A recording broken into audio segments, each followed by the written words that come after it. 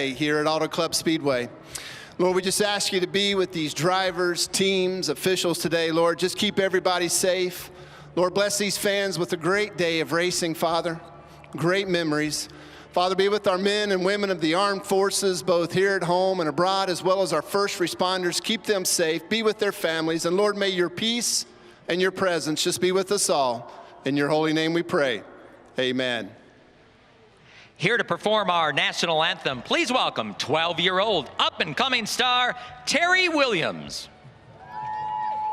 Oh, say, can you see by the dawn's early light what so proudly we hailed at the twilight's last gleaming, whose broad stripes and bright stars through the perilous fight o'er the ramparts we watched were so gallantly streaming, and the rocket's red glare, the bombs bursting in air, gave proof through the night that our flag was still there.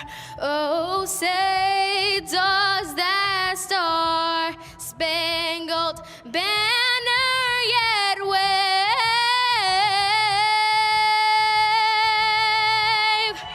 o'er the land of the free and the home of the brave?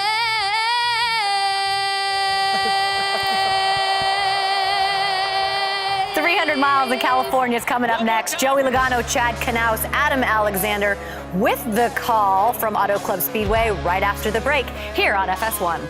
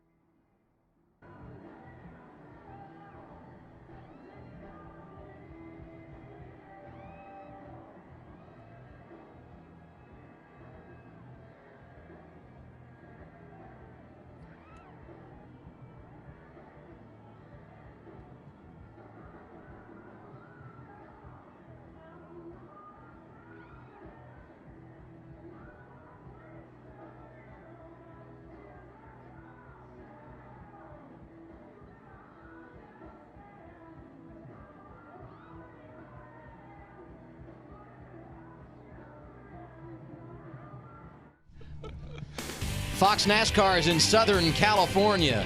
Auto Club Speedway hosting the NASCAR Xfinity Series. It's our third race in 2020. And oh, do we have plenty of knowledge in the booth today. Our driver is this guy named Joey Logano. He's done it here. 3 wins at Auto Club, 8 top 5s, and our crew chief, it's Chad Knaus. Dominating at the Auto Club Speedway. 6 wins, all with Jimmy Johnson, including the first of his career atop the pit box that happened back in 2002. Welcome in, everybody. So good to have you with us on a gorgeous Saturday afternoon with Knaus and Logano. I'm Adam Alexander, and we didn't put my stats up because, honestly, I have none. I want to start with the driver, and everybody tells me, I love racing at this racetrack. Why do you like it so much? There's so many options. I think that's what it is. It's a challenge. It's very challenging to get around this racetrack. There's bumps, there's tire wear, there's these seams that you got to navigate through. The restarts are incredible, so you get the draft down the straightaway, and then you try to find clean air anywhere you can in the corners. It's insane out there. Drivers love the challenge. Does the crew chief, Chad? It can be aggravating at this racetrack. Tire degradation is extremely high, like Joey had spoken about a moment ago. But where I really think it's a lot of fun is when you're trying to set your car up. Do you want to be fast at the short run, or do you want to be fast at the long run? And that's what the crew chief has to balance along with. Yeah, right. That's what my driver said earlier today, actually. And that's really difficult for the teams to manage because short runs, restarts, short stages in the Xfinity race, you really got to pay attention to what it is you need on the short run to see if you can even be in the hunt at the end of the race. You said restarts. We talked about it last week. They were huge. I got to expect they're going to be big again today. It really is. And what you're going to see is the bottom line is going to prevail in the corners most of the time. But if you don't find a hole to get back up to the top lane down the straightaways, that top lane just turns into a freight train and just starts passing you. So it's important to be aggressive, make those passes, but have that aggressive clear by your spotter to be able to get back up in lane. Yeah, if somebody's laying on your door through 102, you're not going to get to run down the back straightaway like you need to. Does the crew chief just cover his eyes on a restart? I'm guessing he probably does. Let's go trackside and get the command. Race fans, it's time for the most famous words in motorsports. Here to give the command, please welcome Misunderstood Cobra Kai Dojo Karate Sensei, Martin Cove. I just want to thank Production Alliance Group and NASCAR for hosting me here today. And drivers, remember, no mercy. Start your engines.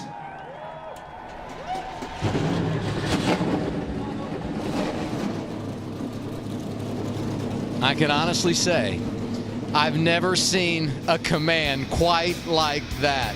We're going green when we return to Southern California. Glad you're along for the ride.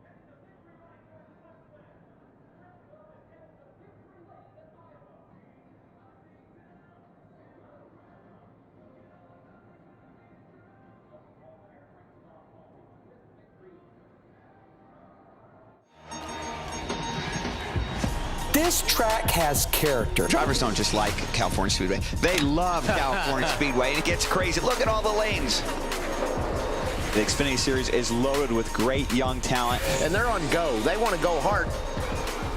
5, 4, 3, 2, I let one go. Hey, baby!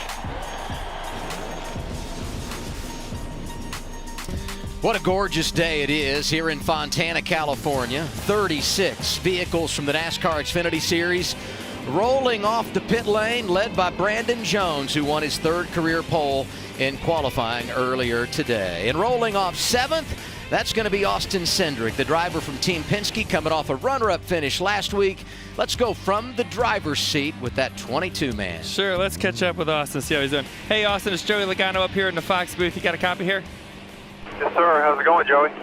I am doing good. Just wondering on this restart or initial start or so, what do you think? I mean, you're starting in the bottom lane. We know that's tough. How aggressive do you need to be to set yourself up to really get down that long back straightaway? Are you going to try to find a hole in the top, or do you stay in the bottom and just try to get some spots? Yeah, like you said, the bottom's not exactly where I want to be, but I think my best move is to maintain momentum, whichever best way is to do that. If I can clear on the top and then roll that lane, because that big draft on the back straightaway is huge to be able to, get yourself clear in 3 and 4. And the goal is to be clear by the front straightaway. Hard to make up track position for the first 10 laps, and then we start moving around and run the fence. Yeah, it's definitely a fun racetrack. I'm starting 7th tomorrow, so I'll be watching you and making those moves, and I'll be learning a little bit while I'm up here. Copy. I'm down here trying to be like you. Hey, and right, that's a man. good goal. And since Chad's up here, we should give some crew chief love. When you won here 2 years ago, Joey, the crew chief was Brian Wilson, who is calling the shots for Cindric today. I'm going to do my best to make sure that we share the love up here, not just driver. Oh, I like but the that. Crew chief I like as well. that. All right. A little recognition It takes for a the team. hard-working crew chiefs out there. Well, let's get some last-minute stories from pit road. We start things off with Matt Yoakum. Good afternoon, Matt. Good afternoon. I'm going to carry that crew chief love down here on pit road now. Taylor Moyer, crew chief on the 8. He's hoping that bad luck does indeed happen in 3s, because at Daytona, Jeb Burton was running second and was crashed out. Daniel Hemrick had a wreck at Las Vegas. Then in practice, they had an issue with the brakes. They're hoping the bad luck is behind. Tremendous speed in this 8-car, good starting spot. He'll roll off 4th. Keep an eye on the 8. Regan? Well, Matt, it's been a great start to the rookie season for Harrison Burton. 2 top 5s already. He starts from the 2nd position today at maybe what is one of the toughest tracks for rookies. I asked him the biggest concern he had today. He said moving around on the racetrack and still conserving that right rear tire. But his eyes lit up. He said this is one of the best cars he's ever had. He's really excited for it. Look for him to have no mercy all day long, except for on that right rear tire. Well done, Regan. No mercy. It will be the drinking phrase of today's race. And you talk about Harrison Burton. Here's a driver that had never seen this place before this weekend. One of 8 drivers in that category. His dad, Jeff, was able to find his way to victory lane here a number of years ago. We're going to do as we see it. This is where you two give me keys to the race. You're up first, Joey. Oh, well, I think tires, right? You have so much fall off throughout this run. How do you manage your tires to make sure you have something on the long run and also manage your strategy to it? I think Chase Briscoe, Austin Cindric have 2 stout cars. With running a race here in the past, I think that's a big deal, is a little bit of experience. Even a little bit they have over some of the rookies and some fast cars today will help. And then restarts. Man, restarts are just incredible here. Being smart, making the right moves, but also being aggressive is going to pay a huge reward. There's also a big penalty by being aggressive if you don't play it out right. Yeah, damage to your race car here on a restart could be critical. You could definitely lose the aerodynamic advantage that you've got by having these cars slicked up for this big 2-mile oval. But much like you were talking about, Joey, the tire deg here is so high. You really got to pay attention. You've only got 5 sets laying in your pit box right now. You're starting on scuffs. So as you're going through the stages, caution comes out. Do you want to get tires? Do you want to forego getting tires to try to save a couple sets for that final stage, which is 80 laps, and that's a long, long run. And then again, you just got to watch the driver line. You're going to see guys ripping the wall around here, just trying to keep the RPMs up and keeping the momentum flying. One of the drivers that we're going to keep an eye on all day long is Ryan Sieg, starting 8th today, 3rd last week at Las Vegas. We'll be tracking driver 39 throughout the race. Getting the maximum out of the car is everything nowadays. You gotta be almost like qualifying every lap. Trying to get a win this year. I think we can do it this year, and that's our goal. we're getting a chance to do that and run up front, and we're going to try to give 110%. Just go like hell all day long. I like that attitude. No mercy. Oh, jeez. It started already. You know, what's interesting is I heard the story in the garage this weekend that he was ready to walk away from racing. He was running in the Gander trucks, not as competitive as he wanted to be. And then Kevin Cowboy Starlin came over to crew chief. They moved from trucks to Xfinity, started getting some traction, and now here we are a handful of years later, and they're competing for victories. As we get ready to roll today in California, the all-new Toyota GR Supra leading the field. And a couple of Toyotas behind him. Sixth time that Joe Gibbs Racing has swept the front row at Auto Club Speedway. Brandon Jones winning his third career pole. Harrison Burton on the front row with him. Harrison, have fun, man. Focus on that 1 and 2. Good 1 and 2. Good clean exit side by side. And go take that lead 3 and 4, man. Have fun. 4, sounds good. And I think something we see here immediately is the 20 of Brandon Jones takes the top right off the bat. Sorry, the 19, my bad, is taking the top on this initial start. You know, that's probably a good move. I think that's a good one. You're going to get a good push probably down the straightaway here. You protect yourself from someone putting you 3 wide on the bottom. And then also when you're in the outside in the corner, you can kind of control that bottom car a little bit. Maybe a little bit of teamwork there as well in line selection, right? Good thought. Maybe. We'll see. We'll see. We're in the Golden State. Who's the spotlight going to shine on today? Here we go in California.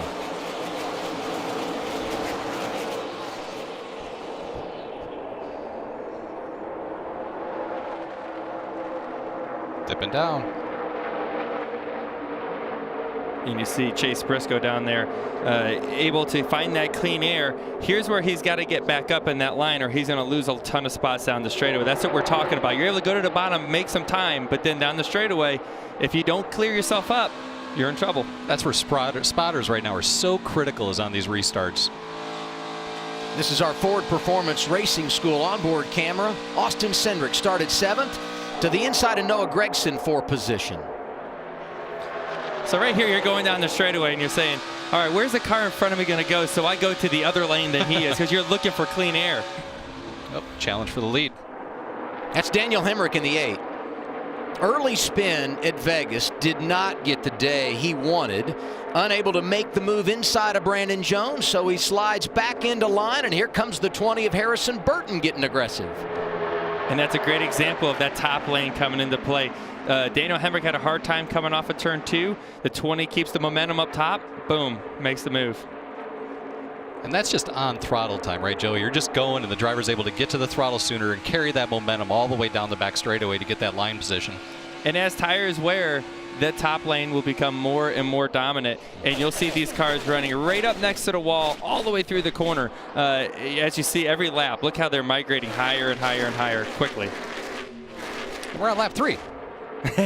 Quickly. Part of that, though, goes back to, as you guys talked about, short stages, you got to get all you can, especially on the restart. In this situation on the initial start of the race, and the guys are getting racy. That 93 is Myatt Snyder pushing Jesse Little in the 4.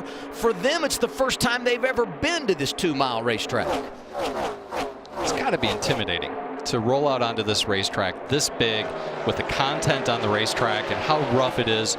Line selection being so critical for a young driver like that first time here, it's got to be just intimidating. Oh, it is. You're going almost 200 miles an hour into a flat corner, running the high side with cars all around you, dirty air, all the turbulence, and saying, well, where am I going to go? There's just so much you can do. So that's where the experience means so much when you come to a racetrack like this. Chase Briscoe making it work early, led 89 laps in his win on Sunday evening, the rain-delayed event in Vegas, and I guess you could say picking up where he left off, goes around the 8 of Daniel Hemrick and puts himself in the 3rd position behind those 2 cars from Gibbs, Jones, and Burton. And I really liked what I saw that 98 car's lap times in practice yesterday. Put together a long stretch right there, very consistent, very long run. Definitely saw what their car had late in the tire deg run, and it was very fast. Final position in the top 5 on the line here. A couple of Chevrolets, the black and green 10 of Ross Chastain, racing with that 39 we talked about him, Ryan Sieg.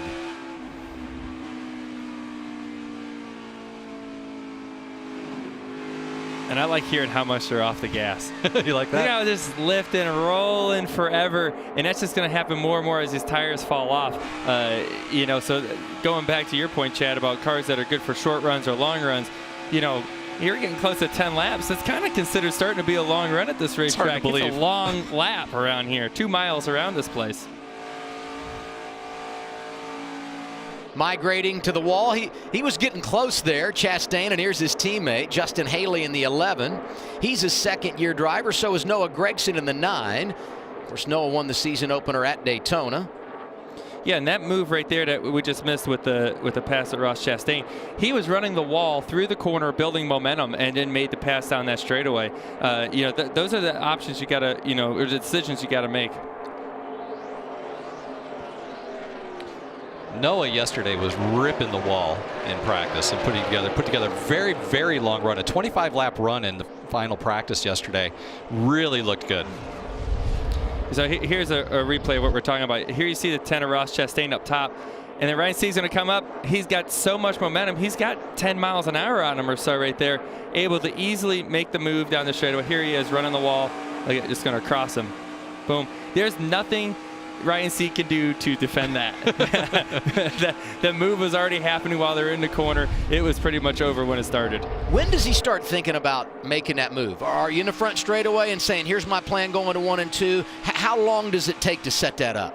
Well, you got to make split-second decisions, you know, and if Ryan Sieg was to run the top, Ross Chastain probably would have went to the bottom. You just go to where there is clean air. And being one of the first cars up to that top lane is going to pay a pretty nice reward. And that's what you see those cars up there doing. You're able to get, you know, kind of it almost works as an air cushion right up next to the wall. A lot of air packs between the car and the wall and builds grip. Brandon Jones got his first career win last fall at Kansas. He hadn't led a lap since the last one there until today. The pole sitter has been out front for our first 8 at Auto Club Speedway.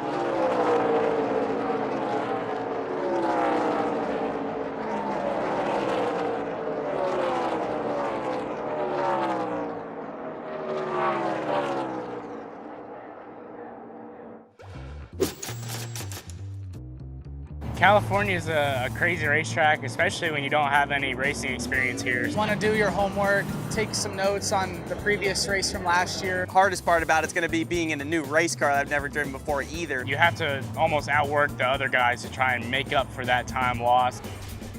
Here's what I've learned. If you've never been here, drive for Joe Gibbs Racing, because Harrison Burton's running second right now. And we heard from Anthony Alfredo. This is his pit sign. But there's one big problem we've discovered.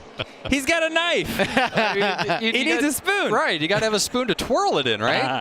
That is awesome. What a great pit sign, though.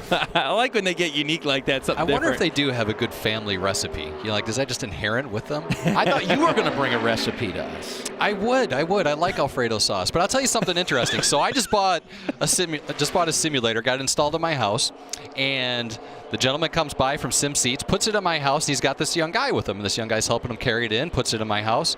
And I'm like, hey, what's your name, buddy? And he said, my name's Anthony. I'm like, all right, nice to meet you. And I was like, what do you do, Anthony? He's like, I drive race cars. I was like, oh, really? And he's like, yeah. I was like, well, what do you drive? He's like, well, I drive the 21 RCR car, an Xfinity. I was like, really? You do? I was like, what was your last name? He said Alfredo. And I'm like, no, really? What was your last name? He said Anthony Alfredo. And I was like, well, man, nice to meet you. So, yeah, they helped me put the simulator in my house. If you meet him, you'll never forget him, No, because his great. last name is Alfredo, right? Of course. And he's from Connecticut, so obviously he's very smart and well-liked. just inherently born with that trait. Yes. You know, his genetically superior. Rookie driver, rookie crew chief. His crew chief is Andy Street, who's done an unbelievable job the first few weeks. And when you look at his history, you mentioned the fact he grows up in Connecticut working construction for his dad. He actually walked away from racing to play other sports. He's a gamer. You see his handle is Fast Pasta, so it's very appropriate. And just so you know, when it comes to e-racing at Daytona, you can go below the double yellow line. Oh, he won that's him on the bottom for the win. Huh? Ooh, that's a close finish. Yeah, I like that move. There's room to do that here, too. There is indeed. And it's not out of bounds, so just have at it, right? Let it rip. Restarts. He's 14th right now after qualifying right around that area earlier today. Michael Annette in the 1. The 11 is Justin Haley. That's for 10th. Brandon Jones out front, leading by a couple of seconds. And one thing you have to have here trying to find the lane that you want to run in is help from the spotter stand. As long as you're not free here, I wouldn't be afraid to start moving up the track here. The 7, 10. Against the wall is 3 and 4. The rest of them are about 1 off them. You're in 1 and 2. Lower 3 and 4, we're going to be mowing the grass. Apron, all 4 tires in it. Through 3 and 4 was a gain from. If you can, just stay out a little longer to the fence, the middle of 1 and 2, and then see if that'll make you straighter down the back so you don't have to push the front end. And the spotter role, like Chad was talking about, it's just evolved so much over the last 4 or 5 years. And when you go to a racetrack like this, as a race car driver, you can only see what you can see out of the front windshield, and which is a lot of times not much around a 2-mile racetrack. And if you're running 10th, 12th, whatever it may be, you can't see where the leader's running, where the fastest cars are. And that spotter will give you information, hey, the leaders are at the top or the bottom, and moving around, where your competitors are behind you, who's coming along fast or not. Right here is a great opportunity. When you see the spotter's going to have to tell Justin Allgaier, here comes the 9 and Noah Gregson up against the wall. Ripping it up there. So that's an impressive pass to do that. You're in dirty air up against a wall like that. It's a very risky move when you do that. But we talk about these composite bodies on these Xfinity cars all the time. You can hit the wall, and it's okay. It's not a big deal.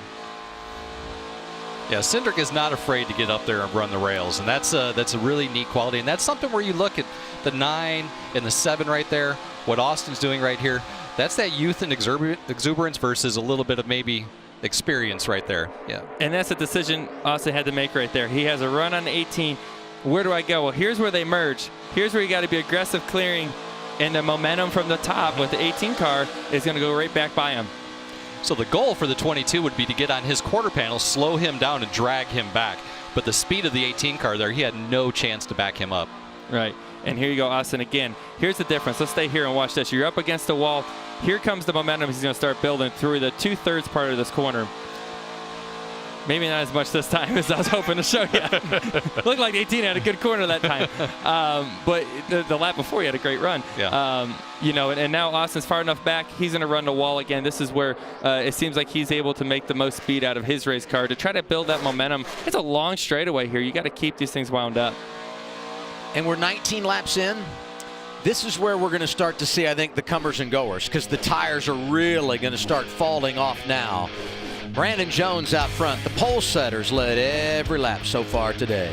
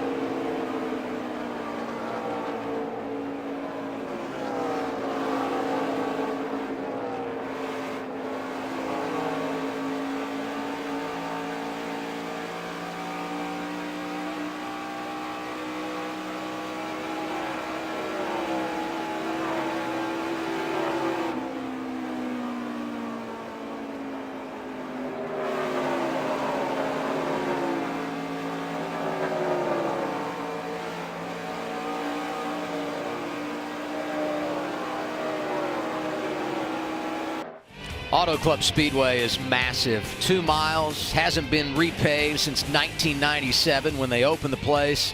Really, really fun racetrack. Brandon Jones thinks it's quite enjoyable. He's led every lap today. 12 to go in our first stage. Let's take a look at our Ford performance track facts. And, you know, this was a Ford kind of place in the early 2000s. Bit of a hiatus. And they're back to victory lane the last 2 years. You got it all started with the momentum in 2018. Cole Custer beating Kyle Busch here a year ago. Yeah, I mean, this racetrack, as big as it is, you can't have a weakness. You know, horsepower means a lot. You get these long straightaways. You got these flat corners that you got to handle really good. So it takes everything together, and not to mention the strategy of the race that may come down to at the end of this thing that we've seen happen multiple times. So it takes the whole package to put a winning race together here. It's definitely tough. Haven't had a caution yet, and I'll knock on wood as I say that, but that can be good news for the crew chief, Chad, because that just means those 5 sets of tires you got laying in the pit area, you're saving them, and you don't have to worry about a decision that you're going to have to make later on. Yeah, that's what everybody wants to do. And if we do happen to get a late caution in this stage, you're going to have to pay attention, because we've had a 2.5-second fall off in lap time since the start of the race so far. So you really got to be smart. You don't want to give up that set of tires if you don't have to, and save it for a short run at the end of the race. What's up with Allgaier, Regan? Well, Adam, a tough start to this weekend, much like the way last weekend at Las Vegas ended for Justin Allgaier. They made some changes to these cars during the offseason to make the front end grip better. They've had a struggle getting the rear end to match up with the front end of the race cars, meaning his race car has been loose everywhere. That is the problem again today, much like last week, a loose race car. One of the guys we expected to see go forward when this race started, unfortunately, that hasn't happened yet. I talked to Jason Burdett earlier this morning, and that's exactly what they told me, is he had a very, very fast short run car, which you could see that in practice times, but definitely would fall off late in the run. 10 laps to go in the stage. Brandon Jones is leading, and then you look at the tire fall off courtesy of our Ghost car. This is lap 2 compared to lap 24 for the guy out front. Yeah, watch it when they get to the turn. It just separates more and more, and now they're going to go down this back straightaway, and you look at the speed difference, 166 miles an hour versus 150-ish miles an hour coming off the corner. That just legs them all the way down the straightaway. We're talking 2.5 seconds of fall off or so at this point of the run.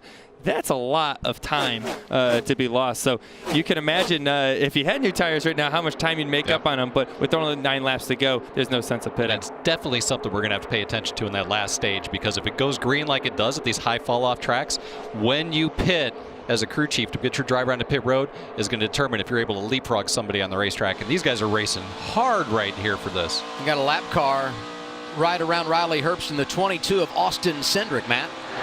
Great example of giving up too much time at the beginning of the run. Austin Cindric currently is running lap times mirroring that of the leader, Brandon Jones, but he's about 8 seconds back in the 8th position. A small piece of debris on the grill. He says temps still are under what they should be, so that shouldn't be an issue. Oh, that was close. That was nerve-wracking. No mercy out there today, boys. I guess the spotter said all clear. Oh, here's a good top run right here. So I was watching this for a few laps with Chase Briscoe, running just a little bit higher than Harrison Burton in the corners and pressuring him to make a mistake.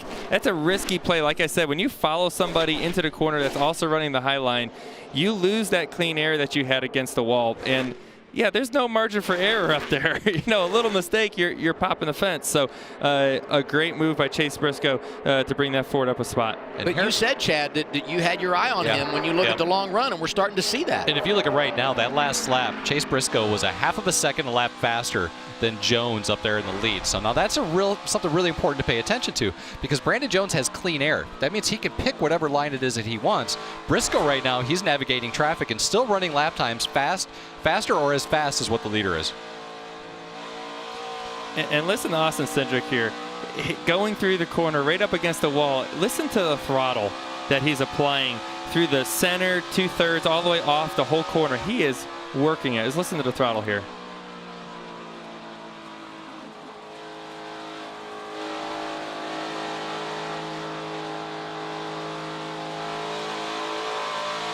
And you can hear when he gets wide open there late around the corner. My man's working in there right now. they got to get that thing working a little better for him.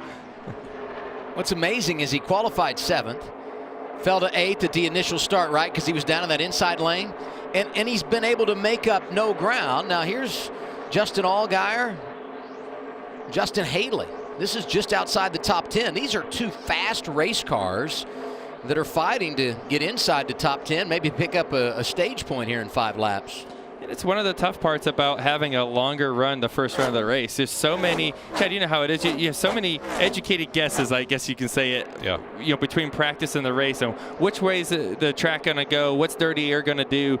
And if you don't have a pit stop early, you're going to pay the penalty if you're not very good to start. Well, and once again, you have to remember, you're under qualifying tires. So those tires have already been beat up pretty badly depending upon what you tried to do for tire pressure, what you did for your cross weight. You could have easily overheated a right front or a right rear in qualifying, and you carry that whole 30 laps. And pretty interesting, this race here consistently, the first 2 stages, primarily green here in recent history. Hey, we're going to have one heck of a battle for a stage win here. Yes. Because it was 2 seconds, and now it's down to 4/10. And that 98 is electric right now. A second a lap faster on the 98 that last lap. Now, regardless, they were in traffic, but nonetheless, he is getting it done. The other thing he's got to feel good about, coming to the end of the stage, his pit crew performed really well last weekend at Las Vegas, and we all know you can win a lot of races that way. Track position is so huge. You'll want to be in control of the race. 4 to go in the stage. Make it 3, and Briscoe right on the tail end of Brandon Jones, who's led every lap so far. And this traffic is going to be tough to deal with. Here you go, Chase Briscoe moving down a lane, hoping that he gets stuck behind this lap car here. And they're both going to get stopped. Oh, and then he's going to lose his momentum here. This is going to hurt Chase all the way down this straightaway. Look at the distance that 19 puts on him. That's a 93 of Myatt Snyder, 22nd right now. The first car 1 lap down. So how much does your spotter help you, Joey, in this situation? You got a guy coming. He's ripping the wall. Is he trying to help you understand where that guy is behind you so you can get the air off of his nose and impede him? I mean, yeah. I mean, that's honestly what you're trying to do, especially towards the end of a run like this. You're doing everything you can to secure a stage win. That's a playoff point. That's 10 regular season points. It's huge. And right there you see just 1 lap car puts enough distance between Chase Briscoe and Brandon Jones that I don't think he's going to catch him in time, even as fast as he was and as fast as he caught him. Momentum's just so big. I mean, it's unbelievable what that does to you. Advantage just over a second now for Brandon Jones.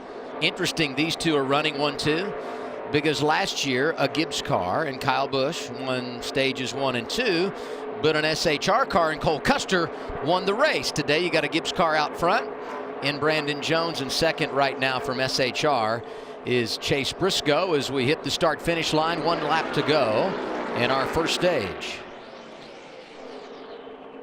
And here you see them both up top, but even the last lap, Chase Briscoe's got some long run speed. He made up 4 or 5 tenths of a second in a lap. So there's definitely some speed in the cars for the long runs. These next stages will be interesting as it goes. What short run to long run's going to be. Yeah, he gets a little bit better start in this next stage. He's going to be a force to be reckoned with in the final 2 stages of this race. After he lost that momentum, Briscoe reeled him in, but not going to be able to get there and make the pass for the lead. What an opening stage for Brandon Jones. First stage victory of the year.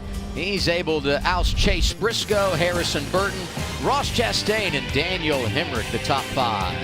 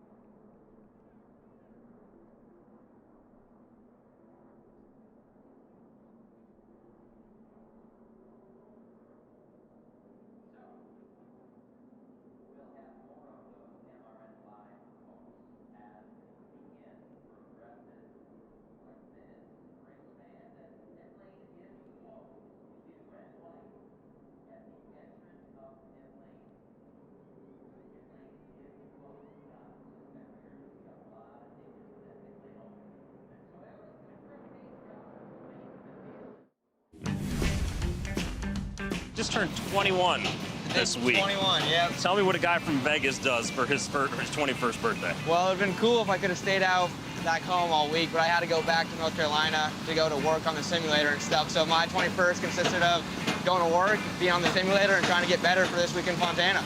So you didn't even go out and have a beer or anything? I did. My buddies Noah and Zane, they took me out for one beer because it was my 21st. So we went down to a Mexican restaurant, had a beer, and then Ubered back to my apartment and went to sleep. I was told to ask you about what Noah got you for Valentine's Day. Is there a story that I'm missing there? No, that's funny. Because everybody in the garage likes to poke fun at us because we're always hanging out together and everything. But no, Noah did not give me anything for Valentine's Day. I must have got some bad info then. You can thank your crew guys for that. Riley, thank you. Appreciate you walking and talking with us, man. Yeah, thanks, man. Belated happy birthday to Riley Herbst, who did a good job at his home track last weekend at Las Vegas. Solid start today. Currently scored up in his 6th position. This is the first caution of the day, so the first chance for these guys to get on pit road, get some fresh tires, as Chad talked about earlier. You start this race on the tires you qualified on, so a little bit of a guessing game, a lot of swatting flies here in California on that first run of the afternoon. Every driver is saying, please, pit, give me some tires, please. Yeah, they all need them here. 5 sets laying, and they'll probably use them all. Leading them down pit road, Brandon Jones are coming your way, Matt.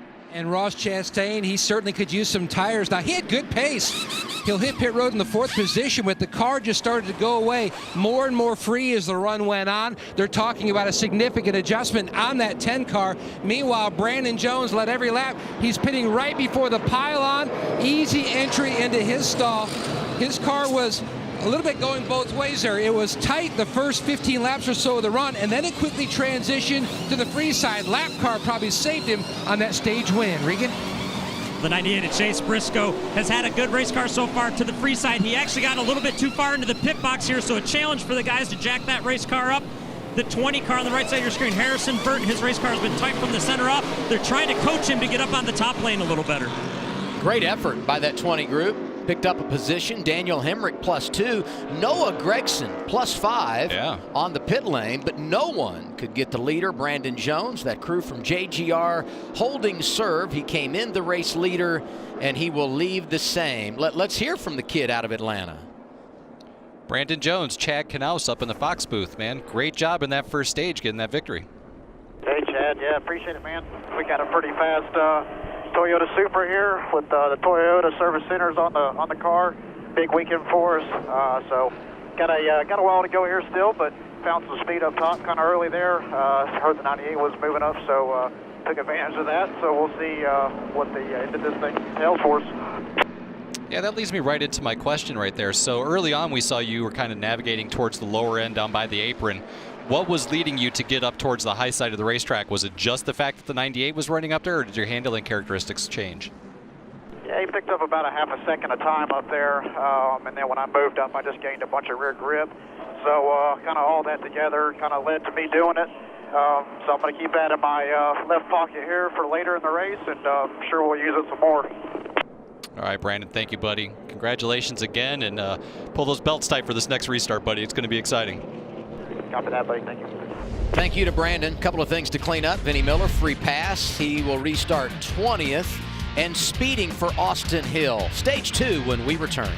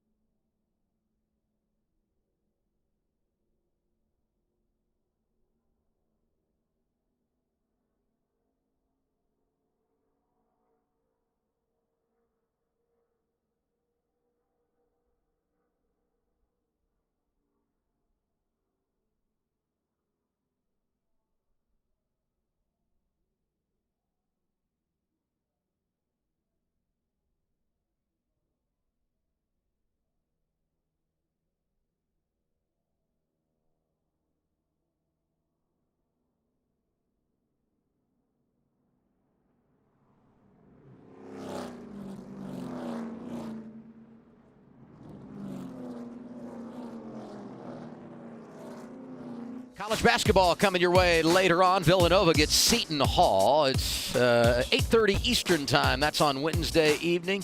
We got some great college basketball on FS1. And this is the time of year when the games really matter. Those are two teams that could very well find their way not only in the NCAA tournament, they're locked there. They could find their way to the Final Four. That'll be a good one on Wednesday night. Aerial coverage today provided by Goodyear. Discover what's possible. Keep moving. Goodyear, more driven. That's one of the greatest shots, I think, in NASCAR. It's the coolest thing having the Goodyear blimp over the top. But the view from up there, look at this. You can see all of Auto Club Raceway right here and, see just a great view where the runs are coming from. Sure. You see how wide the racetrack is. It's a great view for restarts. Brandon Jones was leading when we finished stage one. He wins the race off pit road. Harrison Burton is second. And Noah Gregson able to pick up 5 positions on that exchange. Boy, I wonder who his pit crew is. How about that? The old 24 pit crew on the Cup side doing it over there on the 9 car this week. That's fantastic. Those guys have been putting in a lot of effort, a lot of extra effort this week, and in hopes to see some performance. So hopefully that carries over to tomorrow as well. Great job for them. 98 car of Chase Briscoe went the other way, Regan. Well, we highlighted on that pit stop, Adam, that he locked him up getting into the stall and actually almost slid to the wall. Look at how far these tires were locked up for. That's a challenge here when you come in on hot tires onto these concrete pit boxes. Joey, I know I always had to be a little cautious that first stop. He just overshot it a little bit. Yeah, he came in with a lot of speed. This is a fast pit road, and when you slide in, look where those marks are. Look where he's supposed to put his left front. It's almost his right front there. So that just pins the Jackman right against the wall. The Jackman needs some room to be able to work that thing, to be able to get the car up in the air. So, just a case of being a little bit too aggressive. Good thing is it's early in the race. He knows what he can and can't do now. And like we said, he has a fast car. He'll be able to move his way back up. It might cost him a stage win, though, possibly. We talked about how fast he was on a long run. Will he make up the distance now? I don't know. This is going to be a repeat of the start of the race. Brandon Jones in control after maintaining the lead off of pit road. And once again, that 19 car takes the outside lane, putting Harrison Burton down to his inside. And I would assume, based on everything we've heard, that's going to be a theme today. Outside lane if you're in control, right? I mean, it's not going to change. If you look back at history, that's what it's been every single time. And you just look at the bumping before they start there. They're all running into each other before they hit the green and get going. And boom, there you see Hemrick go 3 wide to the bottom. He had a great start to the race, drifted back late in the stage. We'll see if he can make it stick here. 3 wide coming off of turn 2, and the bottom, that's Austin Cindric. And here you see, here goes the straightaways as they go down the straightaway. Look at the top lanes, just starts moving. And it happens slow, but by the end of the straightaway, it could be a couple spots. Noah Gregson throwing the block there. Best track position he's had today. And right behind him, the 18 of Riley Herbst. The big crossover move you saw was from the 98 of Chase Briscoe. And there's the tandem draft. Look at those 2 cars of the 10 and the 9 go down that straightaway with so much speed, hooked to each other. Back bumper to front bumper, locked into each other, and they pull themselves away from the field. And then you see Ross Chastain go to the bottom. Now he's going to have to work the side of that car. He's going to get to his side, pull him back. But Harrison Burton's going to have a big run. This is the one. Chase Briscoe ripping the wall again. He's going to get some huge momentum because these guys running side by side is really going to slow them down. He's in free stream right here. Watch him get the momentum down the front straightaway. He's a dirt racer. He loves to put it wherever it needs to be. That's what I call top to bottom in a hurry. And that's because what Chad said, he gets that big run up top. And you get to the straightaway and you got all this speed and you go, where do I go? You go where they're not and just continue the momentum. You know who's frustrated right now? His dad, Kevin, who was a racer as well. He wasn't at the race last weekend at Las Vegas. And he said, I might not ever get invited back if he doesn't win when I'm here. So he wants to see Chase win, celebrating victory lane so he can stay on the invite list. But there's a good shot there a minute ago. He saw the 98 go to the wall. Look how much distance he lost into the corner because he's got to travel a long ways up there. But when he gets back to the straightaway, here's the reward as he pulls back away. All right, so if you're a driver, let's talk about this real quick. You mentioned how much distance he lost getting into the corner. Inherently, typically what you do as a driver is you lift a little bit earlier as you're rolling around the top. Is that correct? Yeah, most of the time you lift a little bit earlier because you got to get some turning done pretty immediate, and then you're into gas way sooner. Yeah. That's where the speed comes from. Is while they're still rolling and creeping the bottom, Chase is in the up against the wall, just got a pain and building mo. Yep. He's already up to 4th. I like what I'm seeing out of him. Here's the question I have though: can you get so aggressive early in a run that you wear out those tires and then compromise yourself late, right? That's Justin Allgaier. Yeah. We saw that specifically in that very first run. He has had so many issues right there where he goes so strong at the beginning and then falls back.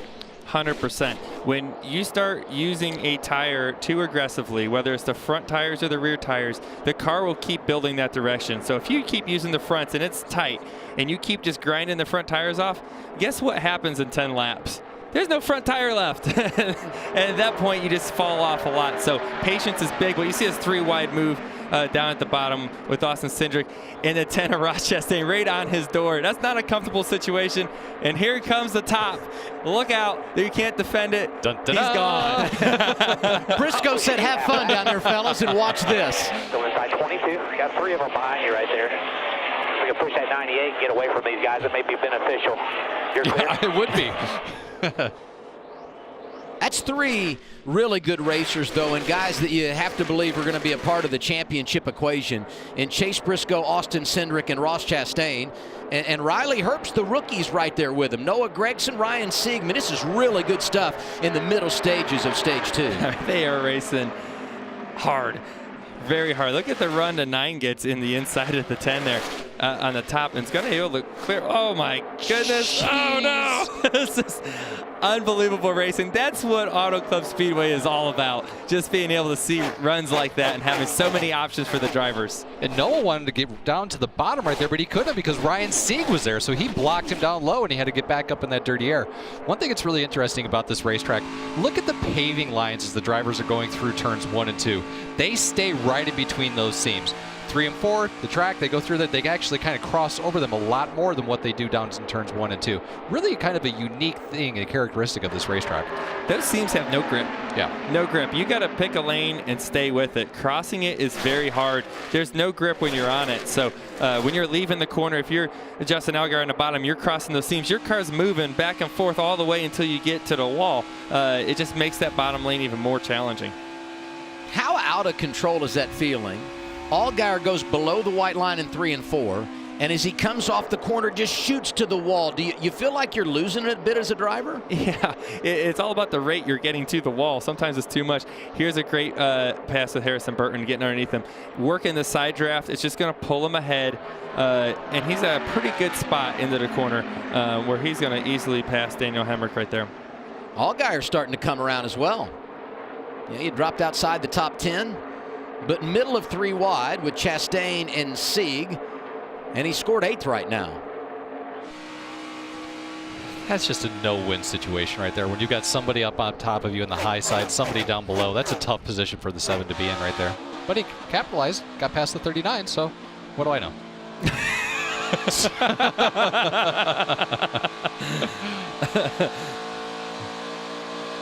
And a lot of times here at Auto Club, you see that they run the extremes. Let's say it's extremes. You've got cars that run right against the wall and cars right on the bottom. A lot of times that second, third, fourth lane is kind of no man's land, especially as tires wear out. Here we see an issue with Kyle Weatherman. Yeah, he was off the pace, and I thought he might slow to a stop on the back straightaway. It looks like now he's got it going again and should be able to make it back around to pit road, and hopefully we will avoid the caution flag. Halfway through our second stage, and Brandon Jones is putting on a show. In fact, they all are. It's been entertaining here in SoCal.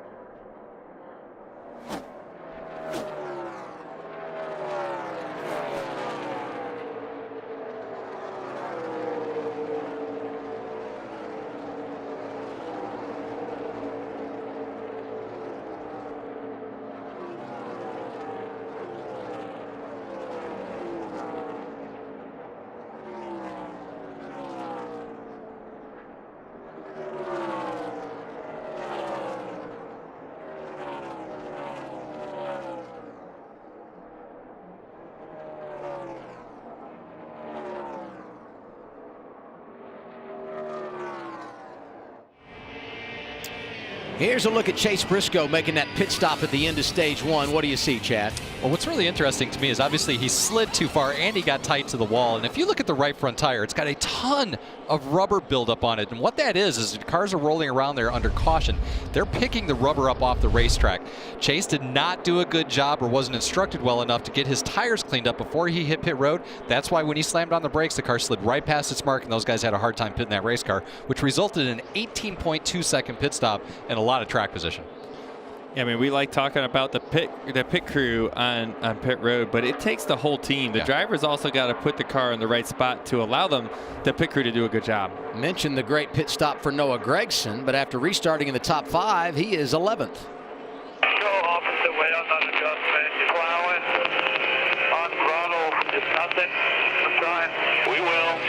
You're loose in last time and couldn't drive it. That's why we were bad on the restart, so we had to get that fixed. We'll get you free this next time. Keep working on it. That's Dave Ellens mixing no words. He used to work with you, right, Chad? He sounded a little annoyed. He did, yeah. Hey, we get frustrated too, right? I mean, drivers, we understand you guys are out there and you're driving and the pace is high, and you guys don't like going backwards, right? We don't like seeing our cars go backwards either, so that's a little bit going right there. And, you know, traffic right here is just insane going through these lap cars. One thing that's really interesting about this racetrack is if you are the leader and you're coming up on a lapped car, you can be pretty strategic, and you can get a nice tow off of that lapper as you're going down the straightaway and get a little bit extra lap time out of your car. Look at this graphic. Brandon Jones has led every lap today. The last time a driver led every lap in the Xfinity Series, let's go back to Bristol a few years ago when my man Joey Logano led all 300. I mean, I don't want to brag or anything, but that was a pretty good day. That was a pretty good day. So, man, it just takes a lot to be able to lead every lap. It means you have long runs. Yeah, I know. Thank you. It means the pit crew does their job when you make a pit stop. Everyone did their job. There was also long runs in the race where there wasn't 2 tires or anything like that that switched it up. It's long runs like we see here right now in California. Ironically, I think that day it was the 19 car of Daniel Suarez. Daniel Suarez, wow, you remember right? that. I don't know. Good job. Yeah. So Brandon Jones leading here. And one of the guys we felt like was a candidate to go up there and run him down, Chase Briscoe, had the issue on pit road, and that's flirting with the wall. You know, and that right rear part of the car is the most sensitive. If you knock that tail over to the left, it just really hurts the performance of the car, which it doesn't seem like he did. It seemed like they were okay. Yeah, the thing that's really interesting, and I don't have a ton of experience working with these composite bodies, but it seems like you guys can get up there and rub that wall pretty well, and as long as you're not getting into a wheel and getting serious wheel-to-wall contact, man, that thing just kind of bounces off there, and you get right back up there and start running again. And the way this thing works, the closer you get to the wall, the faster you go. All right. The more grip there is. In the right situation. The better chance of hitting it. Cindric has been quiet. He's 5th right now. What's up with Jones, Matt? Textbooks race so far for Brandon Jones in the 19. He told the team that he didn't really have as much security at the beginning of the run as he did the previous run, but the car has certainly come in really good on turn, lacking a little bit of lateral grip down in 3 and 4. But he pulled it out to about 1.5 seconds, but it's just like the previous run, slowly starting to come back the other way with 11 to go in the stage. Joe Gibbs Racing has been so good at Auto Club Speedway. Brandon Jones continuing the trend. He's out front with 10 to go in stage 2.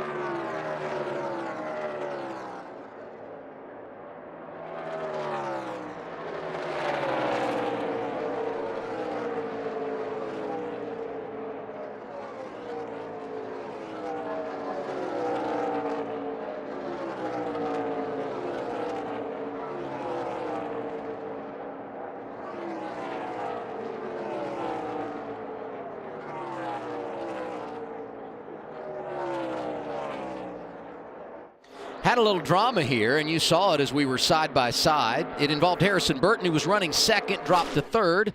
The handle not going away, just had debris on the grill and had to work to get it off. He's done so successfully. Did a great job, coached by his crew chief right there. Said run up on that car and try to get that debris off there. You can actually see the water coming out of the right side A-post right there. So the car is really hot, probably over 300 degrees, and it's spitting water out of the overflow, and that's bad. So he does a really good job coming up onto the backside of Daniel Hemrick's race car, and you can see the debris roll up right there and gone. And immediately, that quick, the water temperature will start to drop. How hard is that to do? You know, it's tough to do. You know, for one, you never want to give up a spot on the racetrack. You're like, I don't want to do that. But you have to. It's better than pitting. The tough part about what Harrison Burton had to do there was Daniel Hemrick was running the top side. You know, if he was running the bottom, you can get the momentum down the straightaway and get to his back bumper to create that vacuum to get the garbage off the front of his grill. He had to run below him a little bit and somehow merge close enough, and that was borderline close enough to be able to make that happen. I almost thought that was too far and it wasn't going to happen. So got lucky there to be able to get that garbage off. Hopefully they didn't lose too much water and able to finish the race with no problem. Talk about running the top. Here comes my man Chase Briscoe right up on the rails, and you can see he's got that right rear quarter panel right on the wall, and right now he's running the fastest lap times on the racetrack by a tenth or two over everybody ahead of him. The closer you get, the faster you go. And, you know, he's got a nice even temperament. I mean, he didn't get the pit stop he wanted, loses track position. Had that brush of the wall, drops back a little bit, lost some momentum, but he just keeps going after it. And once again, I mean, he's right out there against that blue paint and sticking that right corner on it. You know, it's fun to watch, and with these cars, we talk about the composite body coming back all the time, but I always think of Kyle Larson being able to run the wall as good or better than anybody, especially in Miami. He's able to put that car right up against the wall, and the risk of hitting the wall in a Cup car is way larger than hitting the wall in an Xfinity car because of the bodies are different. And when you hit the wall of the Cup car, you knock all the shape out of the wheel openings, and a lot of times you create a fender rub, and you can end your whole day. So it's even harder to do it in a Cup car, I think, for that reason, because the risk is way greater. Can throw a blanket over the top four, only about 2 seconds separating them right now at this point of the race with only 4 laps to go in the stage. Everybody right now, caution comes out, you come down and you get your tires, I would assume, right? Wouldn't you? Yeah, at this point, I think so. Oh, trying to get that position back. This is Burton in the 20, the 8 of Daniel Hemrick, and just behind them, Chase Briscoe. Oh, look at Chase. 3 to go in the stage. You know, not too long ago, Chase was about 4 seconds back behind the leader. Now, if you look over to the left side of your screen, you know, he's right at 2 seconds. Oh, he's in the wall big right there, and that's going to kill a lot of momentum. Austin Cindric might have enough of a run to make a move. If Cindric's able to get up to 4th, that would be his best running position of the day. 2 to go, stage 2. Pit road is closed. The advantage for Brandon Jones, 1.6 seconds. If you're just joining us, he won our opening stage, started on the pole, has led every lap. And we talk about that risk, and now Chase is right so close to the wall. Well, that's what happens eventually. You're going to hit it. It just happens. So, you know, you want to save it for the right times of the race, you know, because the reward is obviously awesome, but the penalty, you know, it doesn't really change anything. Look at him. He's still right up there. He's not scared of it. Look at him all sideways up there. Woo! But what's good for them is despite all the things that have happened, they're in a great place in regard to track position. You come down here, get a good pit stop, pick up a couple of spots, and you put yourself on the front row for the restart in the final stage, you know? You know, we talk about these races being long, but I mean, man, every spot counts, whether it's on pit road or on restarts, because it just changes. You know, you look at right now, those you know, top from 2nd to 5th place are all stuck behind each other right now in dirty air. Boy, if you had that spot earlier in the race, or you had a better restart, better pit stop, you wouldn't be in that spot. You might be leading the race right now and putting the pressure on Jones.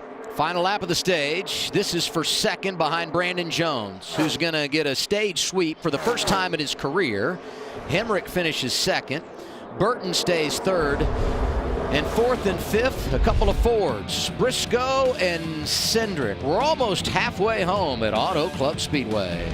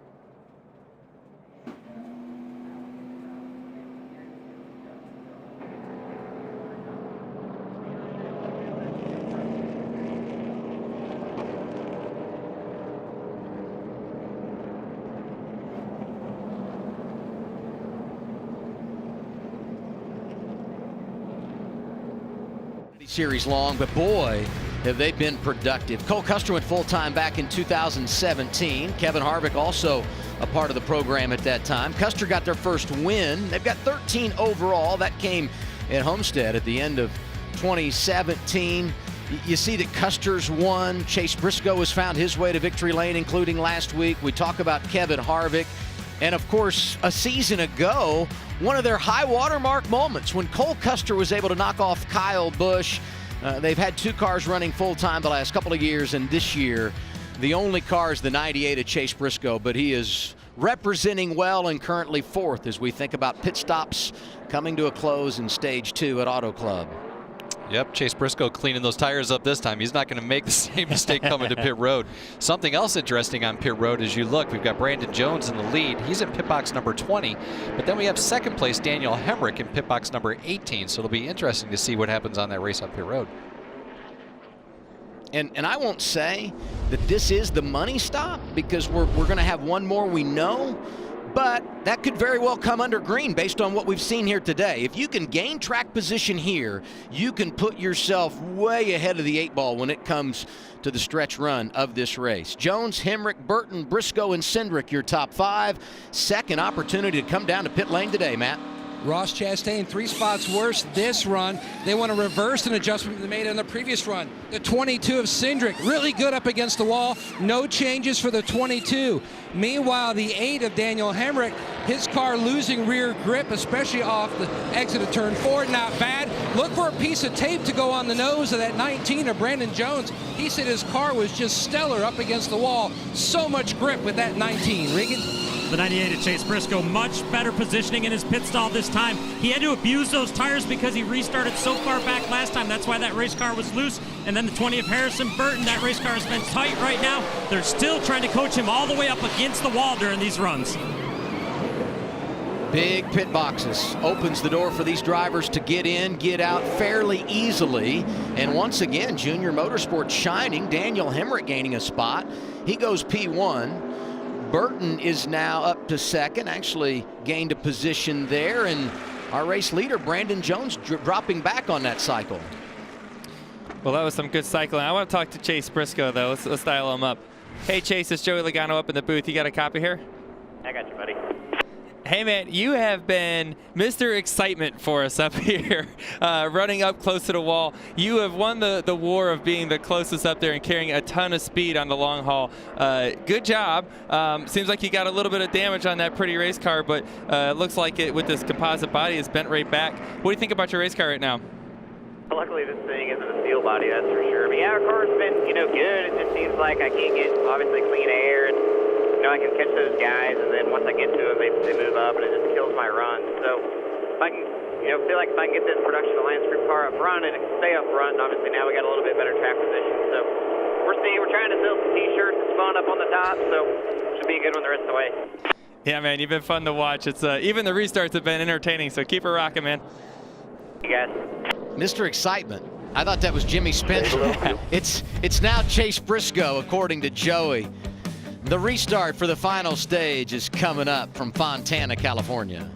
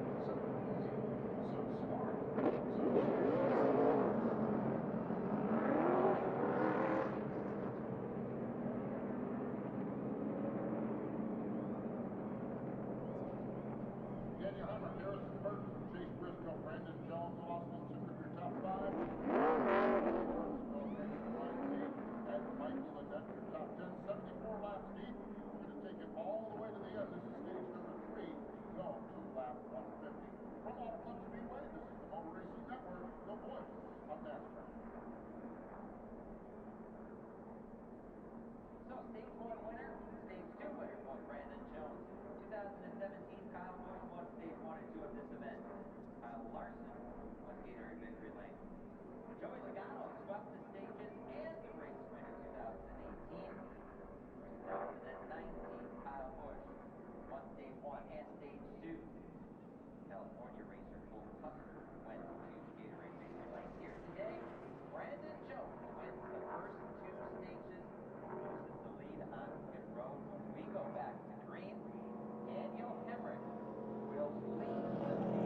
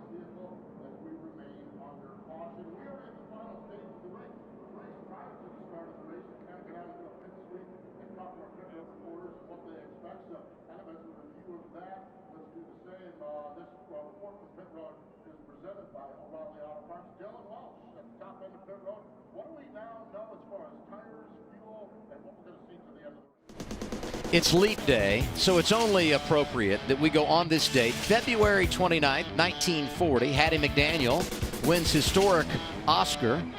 1968, Sgt. Pepper's wins Best Album. And 1976, Bell Elliott makes his debut at Rockingham in a Cup Series. Richard Petty won the race. It was career win number 178. Wow. And a bit more history being made. Our command today to start engines for this Xfinity race. I just want to thank the Production Alliance Group and NASCAR for hosting me here today. The drivers, remember, no mercy. Start your engines. The drama. That's amazing. And Martin came up to the booth, Mr. No Mercy himself, hanging out with us a moment ago. Cobra Kai, baby. We've been trying to drop the line "No Mercy" this whole time, to be honest with you, because I think we all got a kick out of that. That was awesome. Pretty sure somebody's going to be sweeping the leg here on this restart. Too much? You slid that right in, didn't much? you? Okay. Let's hear from Team 18. The crap going on in the pit stop, isn't there, bud? Yeah, but it's not my first time. I need to be better. That's what's happening. You got too much brake bias in the car, so it's just slide the fronts, and that's what's pulling you into the wall. So we can fix that with the bias valve. Then I'll do a better job. Once Tony gets you in the box, I'll do a better job of reminding you wheel straight, foot on the brake. Yeah, and there's a crew chief, Dave Rogers. He's been around the sport for a long time, has a lot of experience, teamed up with a fairly new and young driver with Riley Herbst. You know, and as a crew chief that you've been in the sport for a long time, and Chad, you've gone through this. You had Jimmy Johnson that you don't really have to remind him to do things. He knows what he's doing. He's been here for a very long time. And then you get a you know, somewhat of a newer driver with William Byron, and you kind of have to remind him of stuff like that.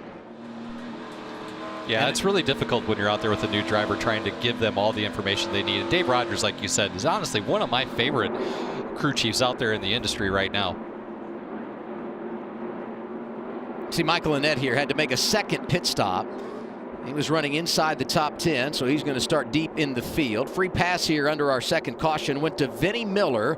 He restarts 20th. Front row, Daniel Hemrick, Harrison Burton.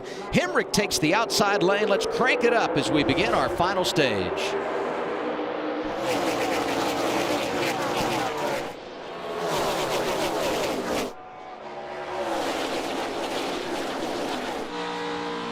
Wow.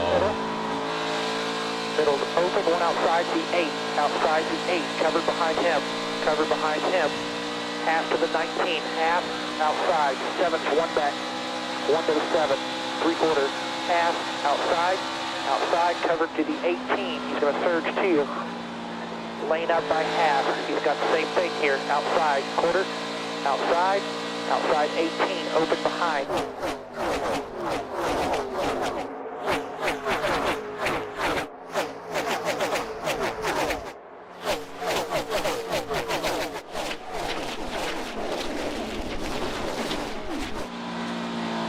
at the top. Still there, open 2 behind him. Top's going to check, just the 19. You're clear behind the 19. He's going to check. 3 back 18. 2 back 18. 1 half for the push.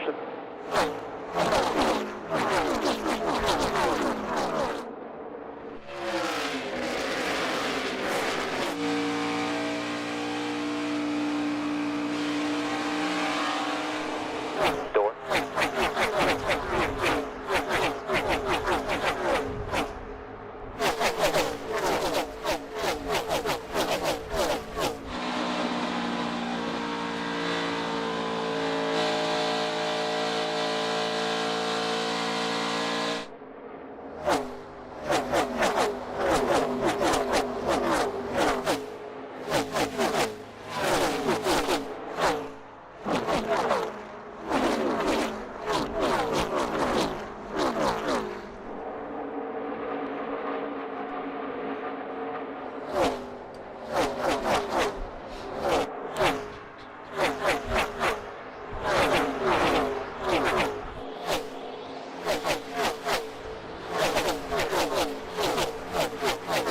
Who says experience is the end-all, be-all at Auto Club Speedway? Harrison Burton, first time here, and he's leading as a rookie. Nice execution on a restart, especially when you think about what could have been in that last cycle when he had the debris on the grill and was overheating.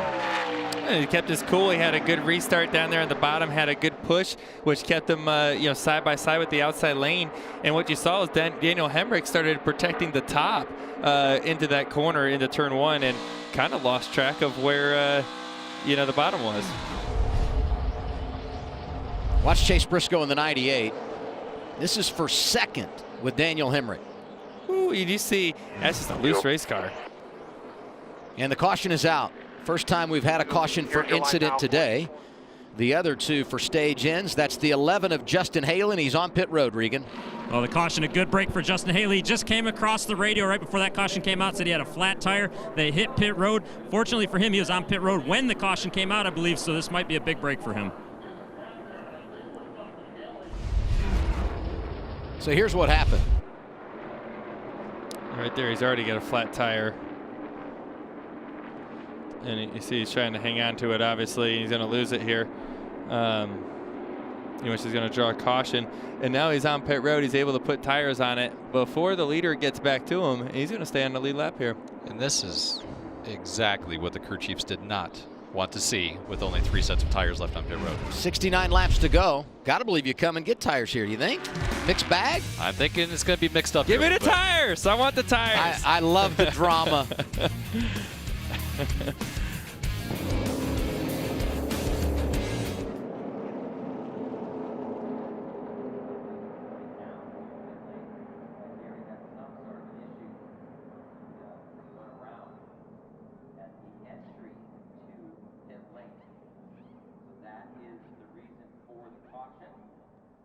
Our race leader, Harrison Burton.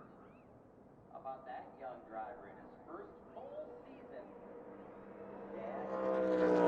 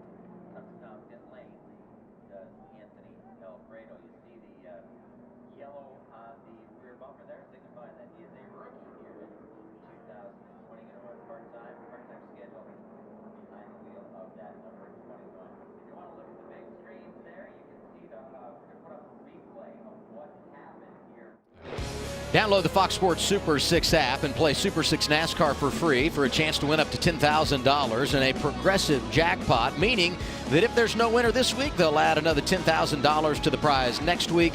Get your picks in now. Under caution for the third time today. The reason for the caution, Justin Haley went for a slide. Why did that happen? Our Goodyear blimp has the pictures. And here you see everything off of turn 4. It's just going to get tight.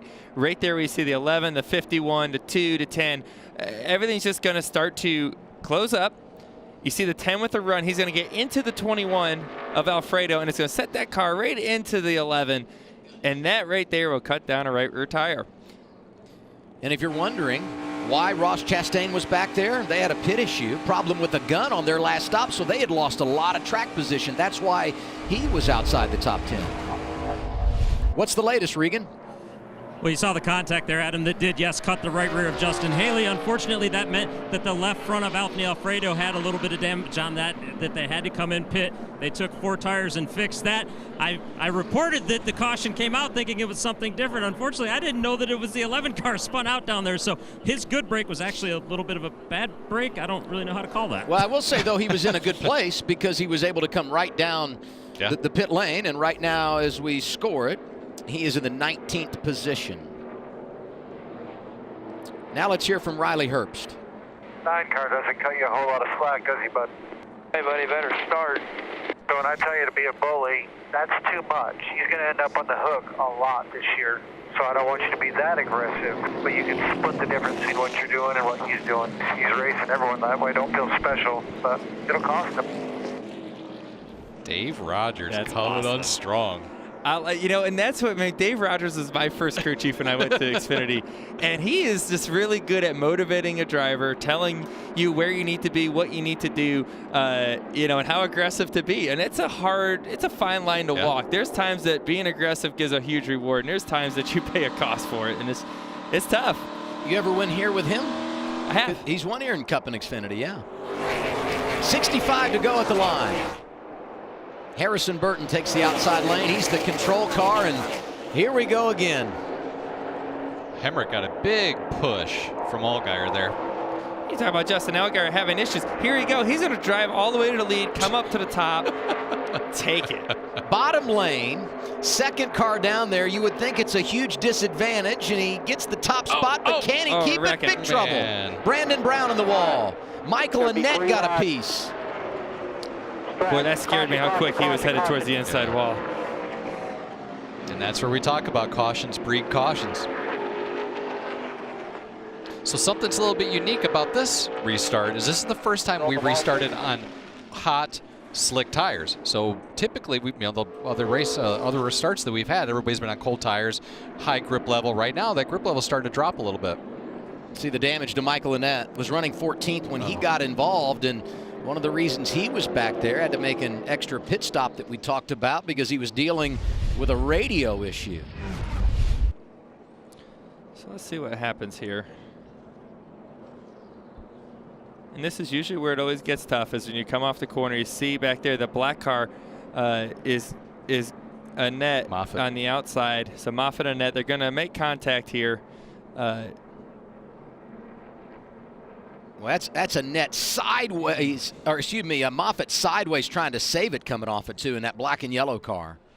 And Brandon Brown there, he had no place to go. He was just a victim of circumstance right there. Yeah, and those ones always catch you off guard when you get hit in the right rear. You think everything's fine. You don't see it. It's kind of in your blind spot. Next thing you know, you're spinning. He had a great run last week. Did Brandon Brown finished 11th at Vegas. Opened the season with a top 10 at Daytona. You saw the smoke there coming off the right front for the 08 of Joe Graff Jr. So at least 4 cars have gotten damage here. And you have to put a bumper cover on these race cars. NASCAR will not let you go back on the racetrack the way the one of Michael Annett is right now. So they'll have to figure out a way to fasten a bumper cover back onto that car. Now you saw him putting tires on the pit wall. Really, none of the front runners came down on that last caution. They only had 4 laps of green. Even though our driver was calling for him, the crew chief won the battle when it comes to that conversation. What do you anticipate here? I mean, they didn't get really going at all. A lot of damage on that 8. Here's my plan. I think I'm going to stay out. I think everybody's going to do what I do, and then we're going to start on the top with the 98 behind us, and the 7 and 22 can fist fight it on the bottom. For that, 10-4. Yeah, it's difficult. Joey and I were up here arm wrestling over on what we were going to do, whether we were going to pit or we were going to stay out. I wanted to stay out because I feel that cautions breed cautions. We see that a lot. We all have to pit one more time to get some Sunoco fuel in there, and if you don't have that additional set of tires or potentially 2 sets of tires later on in the run, you're going to be a sitting duck. So I think staying out that last time was the right call. Right now, I think, man, it's getting a little bumpy, a little crazy out there. If you got track position, you might want to try to keep it for a little bit because you've only got to make it to lap 100 to be able to make it to the end of this race. So we're gaining on that pretty quickly. We're only about 12 laps away from that. So you're staying out again? I think so. See the damage. You only ran Michael. a little bit of laps, right? You only ran a little bit there. Michael Annette repairing the damage. So are others. His teammate is leading with 63 to go.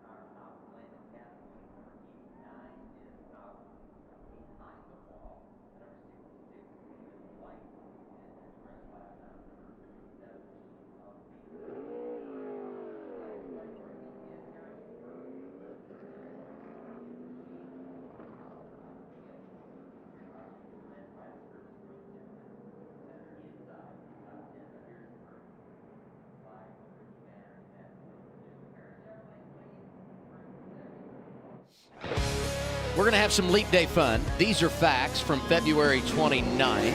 It keeps our calendar in alignment with the sun. That's something you should know, Chad. The odds of being born on Leap Day, 1 in 1,506. That seems low to me. It seems like it would be higher than that for some reason. People born on Leap Day are called leaplings. And I don't really care who was born on Leap Day except for one guy. Doug Wilson, who's controlling our mics and a part of that Emmy Award-winning audio team at NASCAR on Fox. Doug, happy birthday, and we're glad to be celebrating with you here at Auto Club Speedway. So if Doug gets to celebrate every 4 years, I've seen him down there. He's got to be like 14 or 15. Ja Rule controls the mic too. That's right.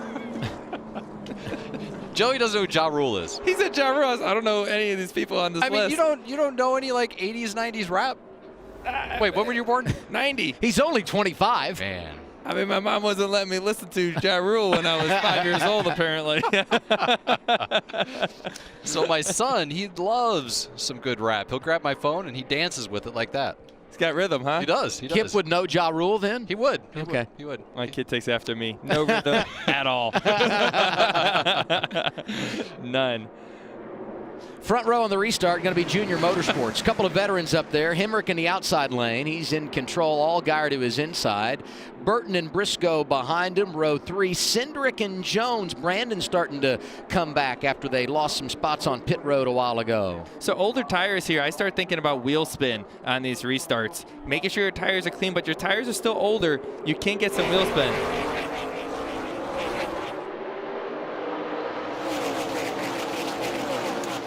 Much cleaner start there.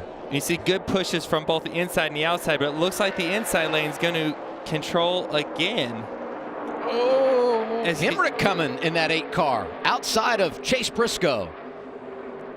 And Chase is loose. You can see the back end of that thing wiggling around a lot. Seems like it takes a few laps to get that thing going. What a run Daniel Hemrick's got, looking to the inside. Not going to be able to do it. Briscoe straight up to the wall. Harrison Burton diving to the inside for 3rd. Now, typically, I think because the tires are a little bit hotter and a little bit older, running up to the wall that quickly in a short run doesn't usually pay dividends. But since we've got about 10 laps on our tires right now, I think that's paying some benefit to him. Yeah, and he's all over Daniel Hemrick because he did that. I agree 100%, Chad. Typically, that's not the good move, but right now, on older tires, it seems to work. Oop. Boy, he is free. Yeah, they need to tighten that thing up. Junior Motorsports. How about it? I mean, I think if I would have said, another caution. Matt Mills in the 5. Down. We're going to need 4 here, guys. Just couldn't hang on long enough. Kiss that inside wall. Got the wall a little bit. Going to have to check the left front and clear it out. You said it, Chad. Cautions breed cautions. Now what? It's been another lap and a half or so. Man, I think at this point, quite honestly, if you have to come in, you have to pit, you got to get your 4 tires on there, you got to get full of fuel. You're in a position right now to where if it goes green, you can come in and do a gas and go late in the run and probably maintain some really good track position. Here's a replay of what brought out the caution flag for the 5th time today. There's Matt right top of your screen. Nope. And looks like they just ran out of real estate or didn't know that they were 3 wide instead of 2 wide, and he was expecting that orange car to go all the way up to the wall, and tagged him with his right front and sent that car for a long slide. Right here, you're like, take your foot off the brake, get those wheels spinning, and try to grab it back the other way. But it's hard to do. It's hard to take your foot off the brake when you're headed towards the wall. For sure. But it's the only way those tires do their job, and being able to hook that thing back around the other way and hopefully avoid contact with the wall. Joey, I'm going to be honest with you. The thing I've enjoyed the most sitting up here with you is that you try to drive the cars with English up here. you got body. You're like, get off the brake, turn the wheel. You're leaning your shoulders. Like you're trying to help these guys drive the cars. They don't like when I you're doing this. You're like, no, dude. Anytime I watch a race from the spotter stand, I don't think any spotter wants to be around me because I'm like, oh, look at this. And I'm steering and sawing. There's a lot going on. I get intense and excited about all this. All right, let's come get 4 tires. Oh, now you're on the bandwagon. Yeah, man, come on. We're going to get some tires on these race cars. It looks like everyone's going to do that. Everyone's lined up towards the bottom. That's usually a telltale sign that everyone's going to be pitting here. You can see the whole field. Everybody's coming, Matt. All the guys up on the wall. And look for in the 19, Brandon Jones, significant chassis adjustment to try to get more grip in that machine. Remember, he was mired back. A little bit more dirty air to that last pit stop. The 8, Daniel Hemrick, he hit pit roads right into his box. He slides it to a stop. Regan. Well, 7 car, Justin Allgaier, have worked on this car all day long. They're finally making gains. They're actually taking this car more in the direction of their teammate in the 8 car, Daniel Hemrick. Meanwhile, the 98 car of Chase Briscoe, that car's still too loose. They're going to try and tighten it up just a little bit more. That means they want the right rear tire to grip more when he gets up by the wall. 98 team had a really good effort on pit road last weekend in Las Vegas. And this time they pick up 2 positions, but can't unseat Justin Allgaier. That 7 team holding serve. Burton and Hemrick 3rd and 4th. We'll reset the lineup and go green when we come back to Auto Club Speedway.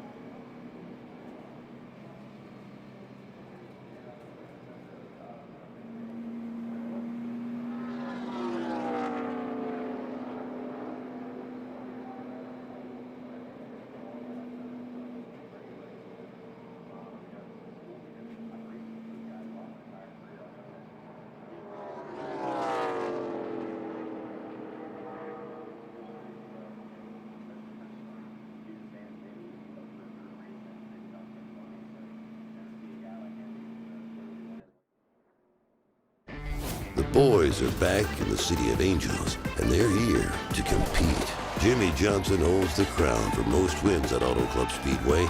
Can he capture the checkered flag again in his final year, or will a newcomer steal the spotlight? The Auto Club 400. Coverage begins 2 p.m. Eastern on FS1. Qualifying for the Auto Club 400 earlier today on FS1. Clint Boyer on the pole, and Jimmy Johnson nearly got him in his final appearance at his home track. He's won here 6 times. You heard it in the promo. That's better than anybody else. And who called the shots on all those races? Chad, some great memories, huh? Man, I'll tell you what, to be able to win here for our very first race, our 10th race together, we were able to pull off the victory. Had a bit of a strategy call. We took fuel only, believe it or not. The pavement back then was so good. We took fuel only. A lot of other guys took 2 tires. Bill Elliott actually stayed out on that pit stop, and we were able to make quick work of him and get out front and come home with the win. And then, man, we won with the Jimmy Johnson Foundation race car. We won with the Superman paint scheme car. That was really cool. So we've had a lot of fun here in Fontana Motor Speedway. This 2-mile oval's got a lot of good memories for me. Saw the great pictures from high above a moment ago. Aerial coverage today provided by Goodyear. Chase the possibilities, unlock discovery at every turn. Goodyear, more driven. You kind of gave us the rundown, but I'd like to go back and relive the special moments for the 48 and Jimmy Johnson here at Auto Club Speedway. This is what you talked about in 2002. So great right here. It was such a neat thing, and you know, to get our first win as a group right there was so special. I've still got the photograph in my office. This is actually the Fontana trophy from 2002 is the only thing that has stayed in my office every year since we've been together. I keep that one trophy up there. 25 starts here, but if you look at the wins, you know, second place finishes and the laps led and all that, I mean, he leads in virtually every category, and the fact that he just missed the pole today by 7/1000ths of a second, coming off a top 5 run last week, I mean, I think everyone would agree he's going to be a real player when we go green here tomorrow afternoon. You know, and Jimmy Johnson's just a true champion of our sport. He's done an amazing job, not on the racetrack only, but also what he's done to help our sport move along and progress is something that, you know, he's done so much for the rookies and everyone moving up, and he's been the guy that he's been so nice. You know, you want to hate him because he wins so much, but he's just such a nice guy. Top 3 stayed out. They pitted 10 laps earlier than those guys behind him on the fresher tires. That's Haley in the outside lane that's got the lead. This is exactly what Chase Briscoe's been waiting for, the opportunity to get up there and get some clean air and check out, and it looks like he's going to make quick work of those guys that stayed out. Anthony Alfredo, you know, he gave it a good go, but I don't think the old tires in that car is going to work out too well for him. And trouble coming off of turn 2. A lot of contact. Man. And that's Gregson. We're in it, guys. Oh. 2 cars got together, and I thought the other one might have been Ross Chastain. We'll go back and look at the replay, but for sure, heavy damage for the driver that won the season opener at Daytona. Bring it to us. Man, guys, it just seems like off of turn 2 on these restarts, there's just been contact, you know, over and over again. You need to see this from above to see if those guys on the older tires there had any contribution to this whatsoever. Yeah, that's a good call.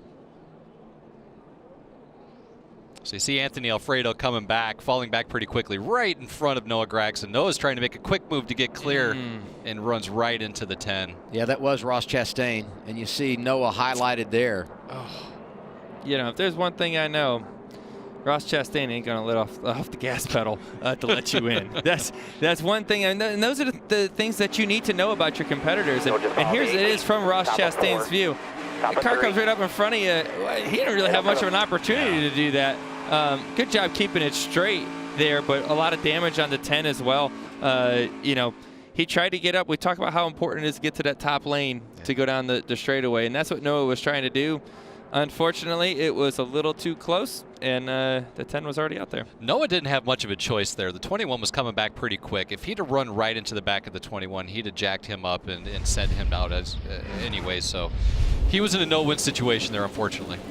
Yeah, and those are situations you kind of got to take your losses, you know, and say, what's worse, crashing my car, you know, or you know, taking the chance to maybe stay up there. And you know, we got gas pedals and brake pedals. That's right. It's been a tough start to the year for Ross Chastain. Missed the field at Daytona, ended up going over and driving the 38 car for Sieg Racing when the 10 car was unable to qualify. Got a speeding penalty last week in that final green flag cycle at Las Vegas. Finished outside the top 10. And here today involved in a crash in the final stage.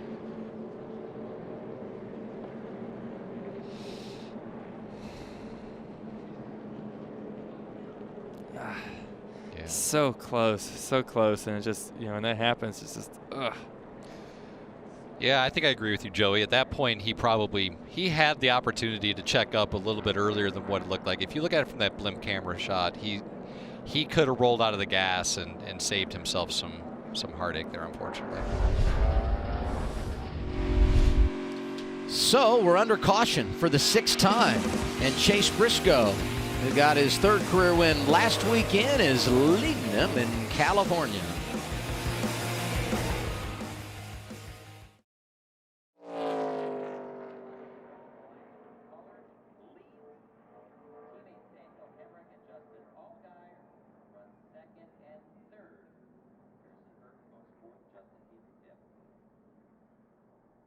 Back at Auto Club Speedway, Motor Race Network's coverage of Production Alliance Group 300. Good crowd here at Auto Club Speedway. Saturday afternoon. As the track for NASCAR Xfinity Series race, and it has been an entertaining one. Chase Briscoe is currently your leader, 98 laps for his books right now. And let's get an update on the Noah Gragson car. Wow, just 6 money line cautions for that. But he got just about every quarter, I think, except for the last rear with significant damage from the left front. The majority of the damage was in the right front corner. It shoved the body of the back end pretty significant amount there.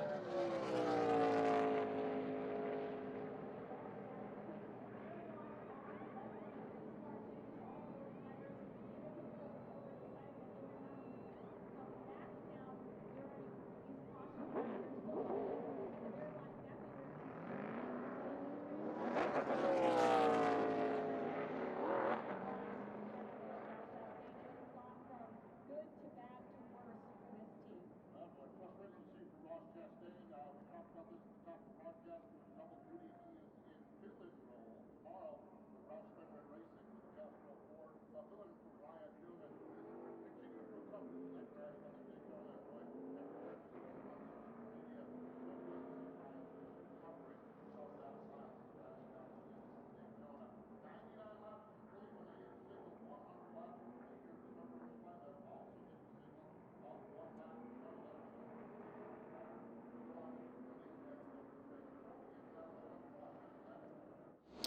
.50 laps to go, or just about there, when they come back across the start-finish line for the NASCAR Xfinity Series here at Auto Club Speedway.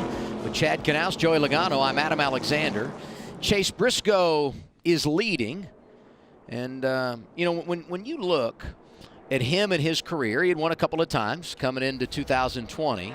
But with the big three moving on, he understood in the preseason how important this year was for his career. He said, I need to win at least 8 times to get noticed and to remind everybody what I'm capable of if I am going to continue and grow when you look at the current landscape of NASCAR.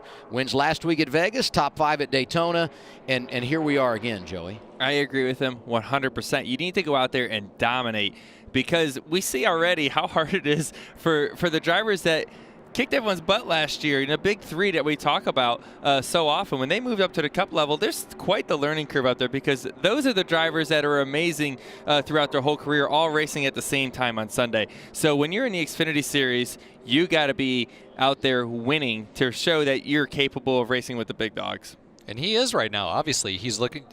Everybody's watching. He's driving it right up on the wall. He's not afraid to get up there, brush the wall. He's done a good job. He's bounced off of it a couple times, come back in. He had a great restart right there, got himself up to the front, to the lead of this race. And, you know, he goes out there and he executes this race the way he should the rest of the day. He's going to come home with the flag. Hasn't been an easy day, but he's put himself in great position for the stretch run. And as we anticipate the green flag, here are our Xfinity fastest laps. Harrison Burton, the best of the bunch, 174 and some change. Brandon Jones, Daniel Hemrick up there as well. Be extra careful about this guy behind me. Say again, bud? Said just be careful with this guy behind me. You be careful. You're driving. He's a little on our rowdy side. Yeah, 10-4. We're kind of in a point now to where we just need to survive a little bit, you know what I mean? So here's a decision you got to make if you're the leader, top or bottom. It's tough. Chase Briscoe picks the top here. We've seen the bottom prevail a couple times. We've seen the top prevail. It doesn't seem like there's a lane you really want to be in. I think it just matters all about the push that you get. And there you see Justin Allgaier, a great pusher, pushing Daniel Hemrick out to the lead. He's going to try to make a move here, nowhere to go, with a great block. And then you see Chase Briscoe all the way up top already. Why not? Yeah, man. He's going for it. Teammates working together in that lower lane, but the momentum outside is huge, and now sideways is Hemrick. He saves it, and somehow everyone sorts it out, but there is a tire rub, some smoke there. That's a big tire rub. That tire is not going to last long. He's going to need to pit. That's Brandon right Jones. Here. Jones, who had dropped back on a cycle of pit stops. He couldn't get down. That's not going to make another lap, I don't think. 10-4, I'm watching it here. Man, so good early. Dominated the first two stages after getting the pole. Yeah, they got to get to pit road. But that is big damage. It's already down. Yep. There it goes. Into the wall. Hang on to it, hang on to it. We have tire down. Stay up, stay up. Just run slow up top. They'll go in. We'll get you a hole. Stay up, stay up. Yeah, I don't see NASCAR putting a caution out for this one. After so many cautions in a row, and with no debris on the racetrack, this is going to be a really bad thing here for Brendan Jones, trying to get to pit road. He's going to lose a lap for sure. Led the first 73 laps here today.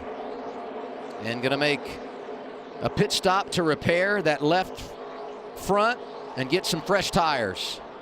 So that's 4 restarts in a row where we've seen major issues. And right here, coming to pit road, as a crew chief, you have to tell your driver, don't make a bad situation worse.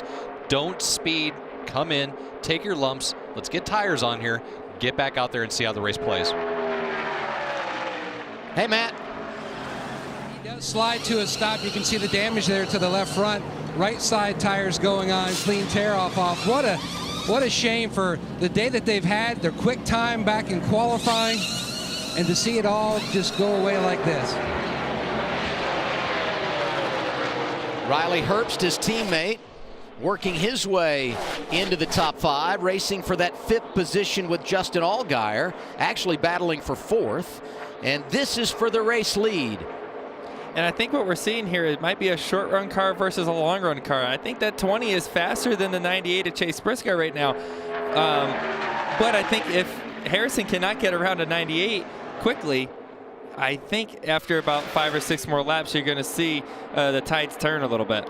What's really interesting, I'm watching this right now. So Briscoe is doing the defensive driving. He's running all the way down at the bottom of the racetrack trying to keep that 20 behind him. That's not where he's been all day long. So he could be actually putting himself in a vulnerable spot here to get past. But you got to do what you got to do to keep that clean air. That clean air means so much. And you see him sliding around quite a bit. And that 20 of Harrison Burton able to hold the bottom. That's pretty good to be able to do in that dirty air like that. And even though these cars have a smaller spoiler, you still see that draft work down that back straightaway. Harrison Burton pulling up to Chase Briscoe there. He's making a major statement right now because I think there's expectations driving that 20 car because of all the success it's had in recent years with, Eric Jones certainly and what Christopher Bell did the last 2 seasons. But we know Harrison doesn't come in with the same experience of those two when you look at how they won in the Gander trucks before moving to this level. And the one thing that never changes when Harrison Burton is in the mix, Mother Kim is intense on that pit box, right? I tell you what, I'd almost hate to beat Kim Burton. It feels like it's so stressful up there. I'm stressful watching her. Like, it's got to be like the hardest 3 hours of your life watching your son out there racing. It just looks hard. And we got some great stories inside the top 10. One of them is here, Ryan Sieg. He's had an up and down day. Just behind him, Anthony Alfredo.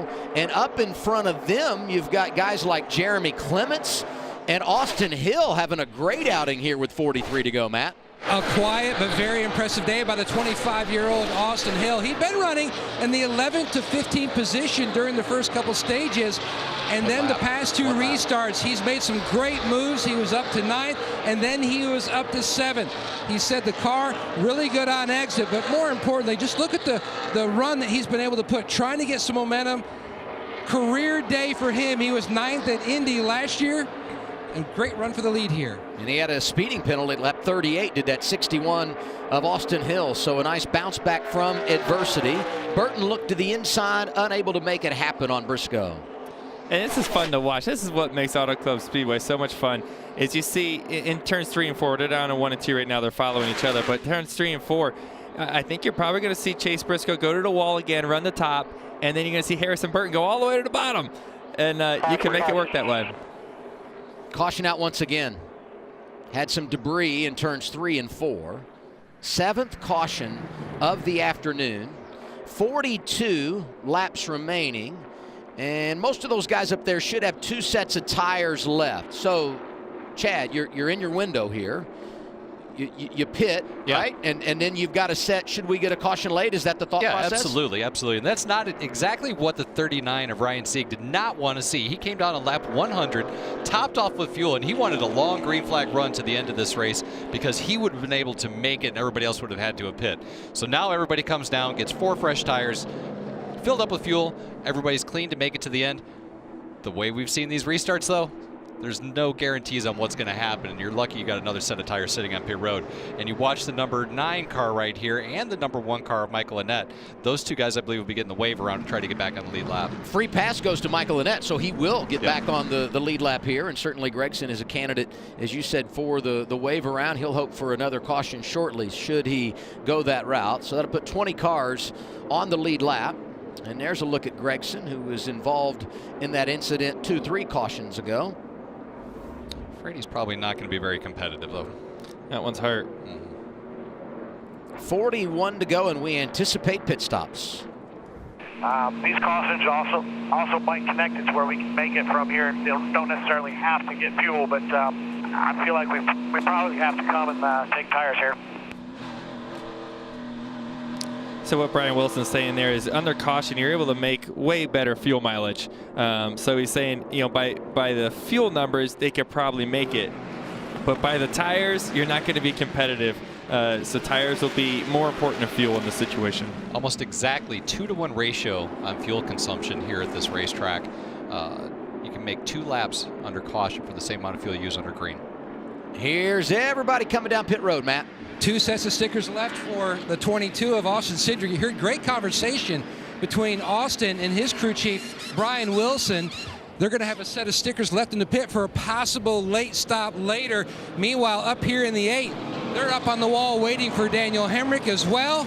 Easy into his box. Right side's going on, Regan.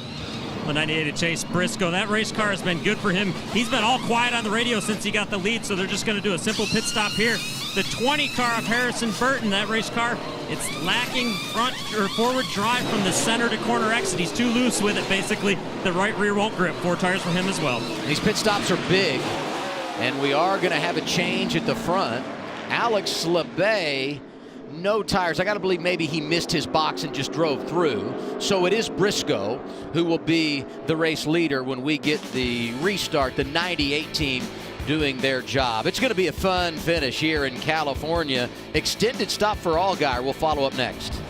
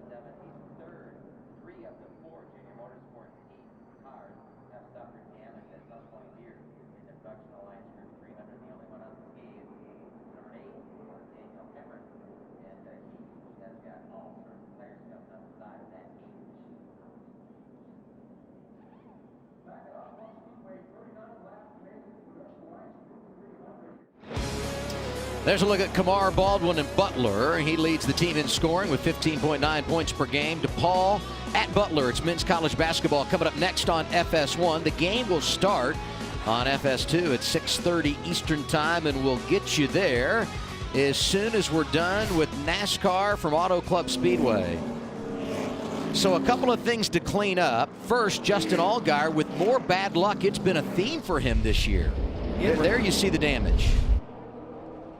You know, we're hearing he hit a tire laying on the racetrack, and I think it's hard to see there, but there you can right there, and it's hard to see it. Here's what they said on the radio a moment ago. Just hit an entire tire, came off the wall. I didn't have anywhere to go. Yeah, it looks like the front grille on the bottom is pushed in and a little bit of damage to the right side. Oh, that's painful. The grille being knocked in isn't a huge deal. You could cover some of that up, but one of the worst problems is if you look at the splitter's actually exposed a little bit nose up on the right-hand side. That's really going to create a big push for that car. Probably bent the whole thing up a little bit too, so you know, maybe they could pull a little bit of packer out of that right front bump stop, get the splitter back down some, and be able to salvage a decent day. That's a good point. I mean, what a tough break. I mean, it's so bad, like you see it, and you're going so fast. It's not like you can turn left sharper. You're already turning as sharp as you can, and it's just, and you run right into it. And it's an unfortunate situation. He was 6, going to restart back around 20th, Regan. Well, something to keep an eye on here. Chase Briscoe in the 98 car radio to his team. He's got low voltage on both batteries. He's been switching back and forth on batteries, so they're going to go with it on this restart. Let's see what happens with that. That could be a problem, though. And in front of him, Ross Chastain stayed out. He did not pit. Alex LeBay, he went fuel only. We thought maybe he missed his pit box. That's not the case. They just went fuel only. And that will be your front row as we go green with 37 laps remaining. And if ever it could get wild, everything's out of balance here. This is going to get nuts. And Austin Cindric just made a pit stop. That's obviously unscheduled. And this restart's about to be chaos. When you have two cars up front with no tires and everyone with tires, this turn 1 is about to be a mess. LeBay going in the wrong direction. So is Chastain. And look who's taking control once again. 98 of Chase Briscoe.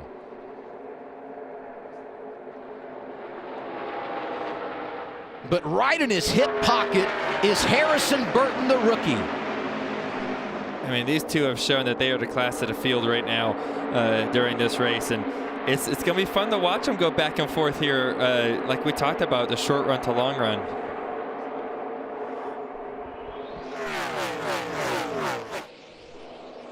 Kim still looks stressed.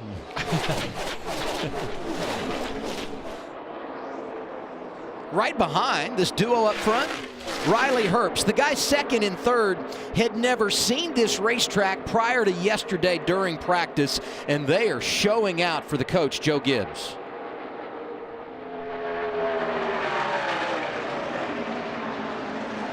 Harrison's doing a really good job of making Briscoe defend, really getting him out of his comfort zone, making him run the bottom of the racetrack. He's running down a groove in 1 and 2.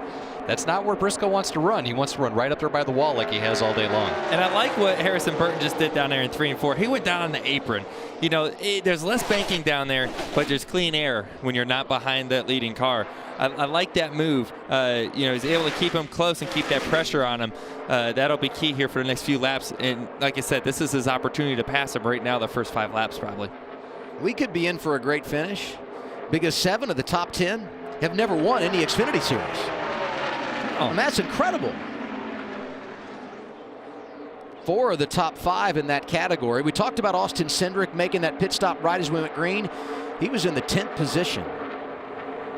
Coleman, I have to pit 3/4 mile to decide if that's exactly what we need to have done. But if it is, we'll pit. We feel like there's absolutely no torque. You got to come. 10-4. Yeah, so it sounds like they thought they had a loose wheel and they said no torque. I think they're talking about getting the lug nuts tight on one of those tires. Sounds like they had a loose wheel. What do you know about all that, Matt? And what happened on that stop? The gun broke on the back of the race car. That's why you heard them say we didn't get enough torque on it and you have to come back. Boy, timing awful here for the 22 of Cindric. But he was able to stay on the lead lap. I mean, he's 30 seconds back of the leader, but he's 19th. So should we get a caution, then maybe he could work himself back into position for a solid finish today. Did you see that racing there between 2 veterans?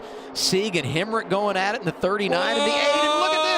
Big save for Briscoe. Opens the door for Burton. New race leader. The 20 is out front. You got to move. Good job. All right, run your line now. Focus, focus, focus. The most important thing that they can do right now for that 98 car, Chase Briscoe, just relax a little bit. Just relax because he's going to come back to you. You've got the long run. I was thinking put some wedge in it, but well, you can't do that now. Yeah, that's true. That 98 has been loose all day long. But what did you say a few laps ago? Harrison keeps putting the pressure on and staying right where he needs to. Well, he was making him defend in a lane that he didn't want to be in, right?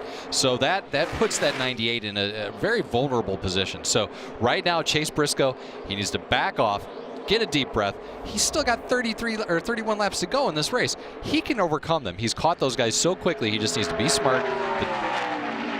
And if anyone's going to avoid overreaction, it would be the 98 at Chase Briscoe, Regan. Well, and just like any good race team would do, they came over the radio and told him, no worries about that right now. We dropped the pressures on that race car on the tires just a little bit to make it better at the end of a run as we see him close right up on Harrison Burton here. Look for that car to continue to come alive as we get deep into this run. Well, it just got to the amount of laps that Chase Briscoe found the wall, and he is running it, and he made a ton of time in 3 and 4 the last lap. Now, you see his hands inside the car. He is working very hard, but, you know, this will be the real test of can Harrison Burton move to the wall quick enough to take the air basically away from Chase Briscoe. Easy mistake. Yeah. So something else that I'm noticing is starting to creep up around that top side is you see the shadow is coming onto the racetrack off of the wall. What that does is that not only allows the drivers to get up there and keep their RPM up, but it's actually giving them a little bit of grip. And we got somebody in the wall in 3 and 4 there. No caution yet. Pit road. That was Austin Hill. He was having a career day.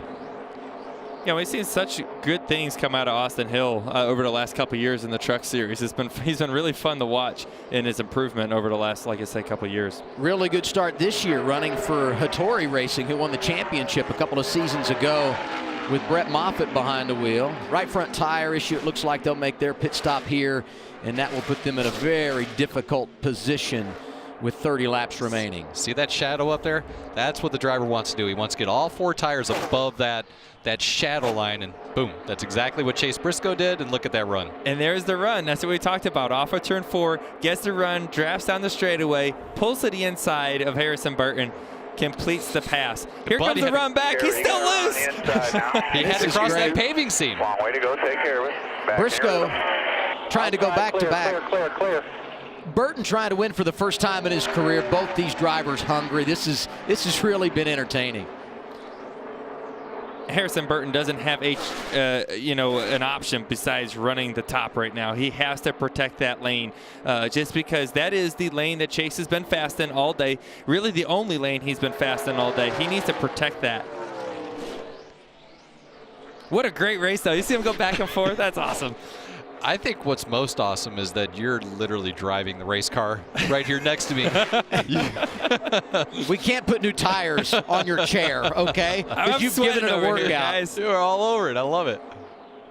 Mention those drivers in the top 10, and you saw the graphic of those that are yet to win a race at this level. Look at the ages of the drivers in our top 10 being led by Harrison Burton, who's 19. I mean, this guy's barely out of high school, and here he is competing at the higher levels of NASCAR and putting himself in position for a trophy. This Xfinity Series just keeps getting younger and younger drivers out there. There's more and more opportunity being presented as Cup drivers retire, the Xfinity drivers move up, and it opens seats up for everybody. So really been a lot of change here the last few years with some new drivers coming in.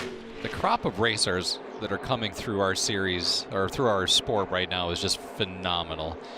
It just shows the potential that we've got to keep this sport strong for a long, long time to come.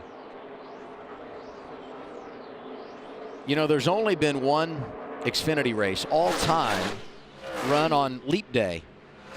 You know who won that race? At Rockingham, a Burton Ward.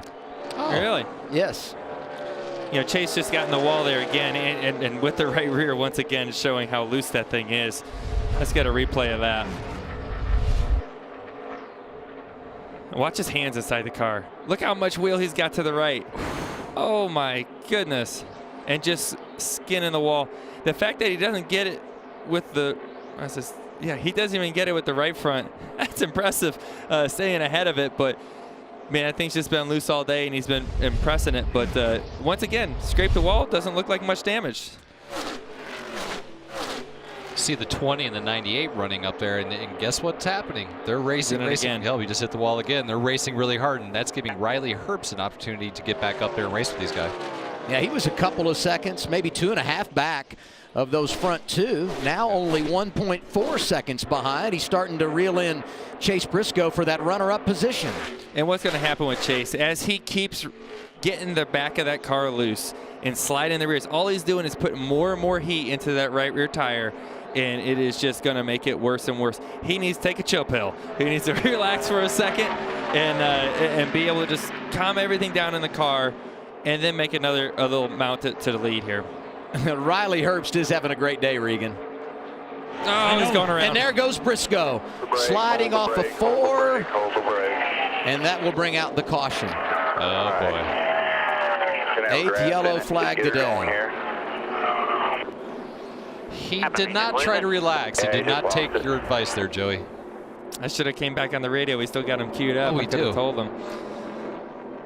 It's hard to do, though, man. There's 25 laps to go. How do you relax, right? You see the lead right in front of you. You're trying to get all you can, but 25 laps around here is a long time. He needs to try to get that thing going. If he can get that car fired up, he'll be able to keep going and stay on the lead lap. If he can't get going, he's going to be in big trouble. And here you see a replay of Chase up next to the wall as normal.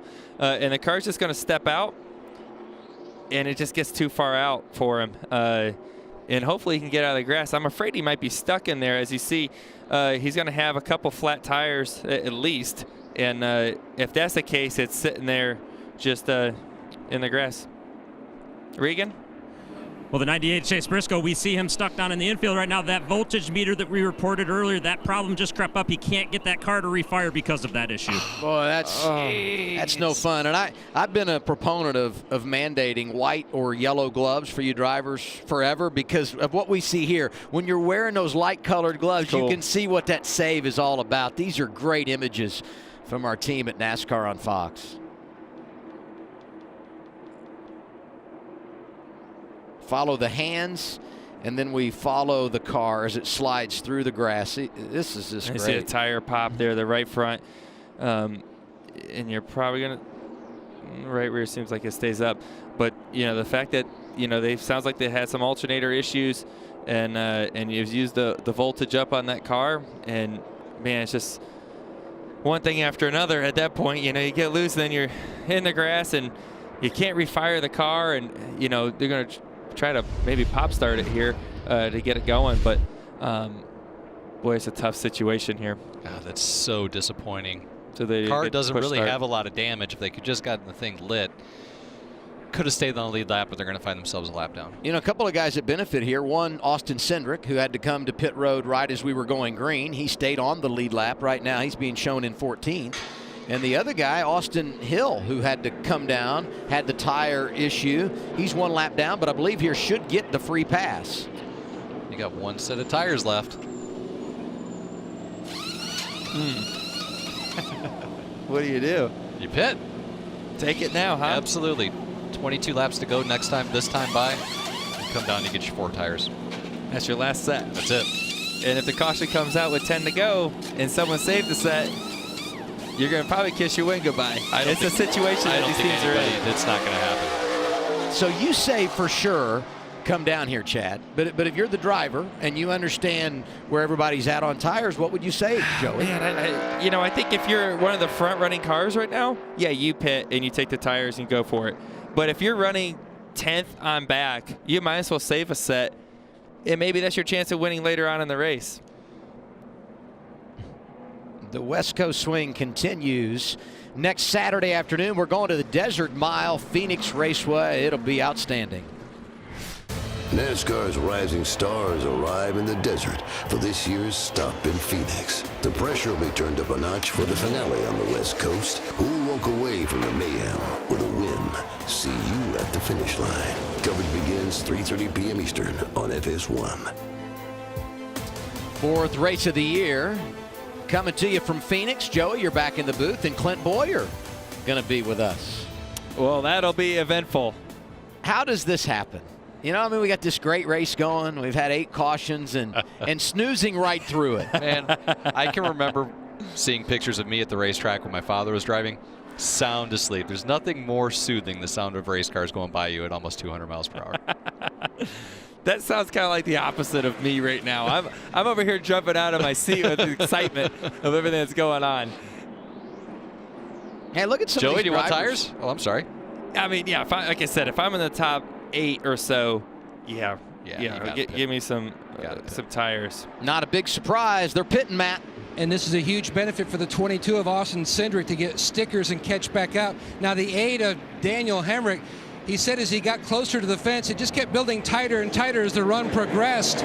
He just could not finish the turn because he was losing the nose. They're going to make at least an air pressure change on that 8. And boy, what a run. Ryan Sieg, back-to-back weeks, solid top 5 effort, slides to a stop, a little bit deeper into his box, and maybe he wanted to. An air pressure adjustment there on that 39 to help the balance. Regan? The 18 car, Riley Herbst, he keeps getting better and better as this race goes on. Just a little bit too tight with that race car right now. And then the leader, the 20 of Harrison Burton, still a little bit too free. Not a major adjustment for him, though. Great execution by those teams on pit road. The Gibbs cars came in 1-2. They exit 1-2. Colleague getting it done as well. Justin Haley +3, and Myatt Snyder driving that 93 car comes off 4th. How about that?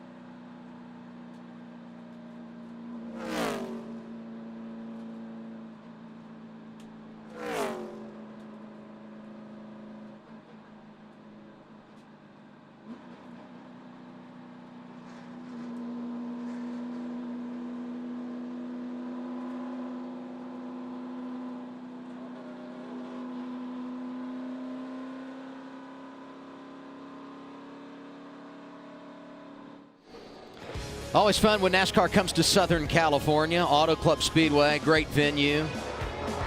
And some strategy being played out here. Michael Annett stayed on the racetrack, did not pit. We talked about the two from Joe Gibbs Racing coming off first and second, Harrison Burton and Riley Herbst. There you see Annett. But look back behind them. I mean, I mentioned Justin Haley, who's as good as he's been all day long. Myatt Snyder, who's been driving at 21 the last couple of weeks for RCR, driving the 93 for Sieg Racing today. He finds himself in the top 5. Anthony Alfredo, who's driving that 21, both making their first appearance here in a good running position. You got Jeremy Clements, Ryan Sieg, and Ross Chastain is back in the game. This has been an incredible day for a number of different drivers and race teams. It's a bit of a race of survival. You know, the fastest cars, some of the fastest cars, you know, Brendan Jones early in the race, Chase Briscoe a minute ago. You know, Harrison Burton's been really the one of the fastest cars that's been able to stay up there the whole race. So we'll see what happens. I did see Riley Herbst catching those two towards the end of that run. So this thing is far from over, and these restarts with the pushes on how this is all going to play out, who knows? You know, with Myatt Snyder fourth, I'm not sure he knows what to do. He's never been in this position. You know, so that'll be interesting to see how that push goes. You know, Justin Haley on the bottom side, you know, those are the things I look at when it comes to a restart is, who do I have behind me? Who's pushing me? Do I know what they're going to do? And in this case, I don't think they know what they're going to do. With 19 laps to go, you're going to give it everything you've got, though. There's no holding back, waiting for a long run. It's just time to go. Annett drops back, so it's the Gibbs rookies in the front row. Harrison Burton takes the outside lane. 19 remaining at Auto Club. Harrison's got no help behind him, but neither does the bottom lane. You're going to see these two side by side through 1 and 2. Anthony Alfredo going 3 wide, putting it in the middle. Look down in that bottom lane. Justin Haley, another of those looking for his first career victory in the Xfinity Series. Woo! 3 wide. Burton up the middle, trying to get the top spot. Run your bottom here.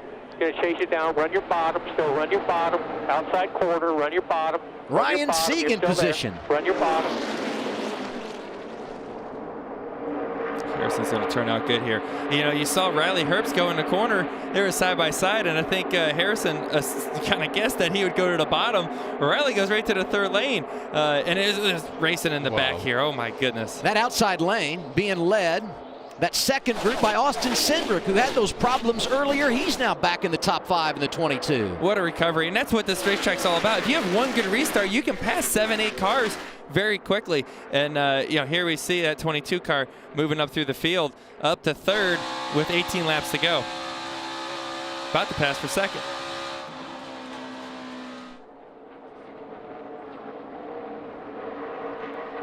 Searching that top groove once again, and you can see the momentum being building halfway through the corner all the way to the exit.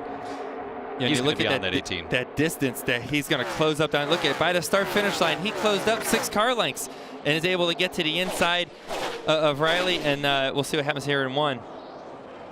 I think he is showing his maturity and growth right now, because they had the issue, but he just comes right back from it. Slides up, and there goes Herbst on the crossover. You know, now you're going to go down there and try to side draft him, pull him back, kill his momentum. And this is the question. Do I go way high or do I go right on his door?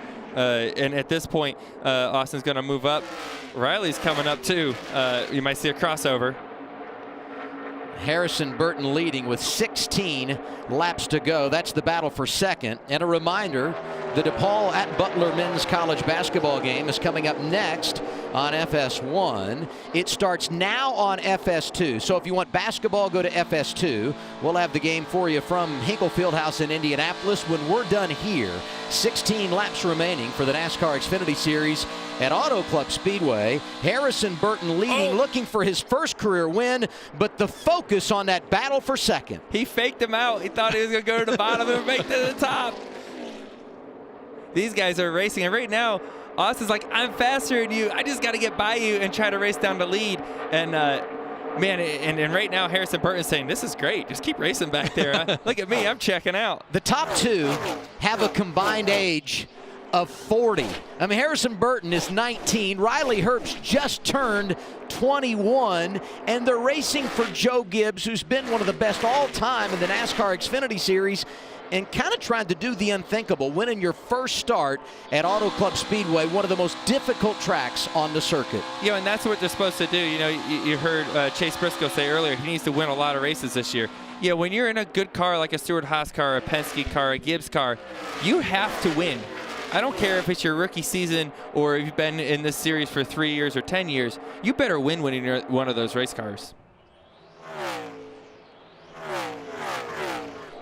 I agree, but on the other side of that, I mean, who would have thought it would come this early? I mean, here's Burton, a kid that drove for Kyle Busch last year in the Gander RV and Outdoors Truck Series, and was unable to win and make it into the playoffs. So I think when he comes to this level, he does so with tempered expectations, because you realize at 19, he doesn't have the experience. So for him to do what he's done the first couple of races and now be in position to win here today, I'd say ahead of schedule, right?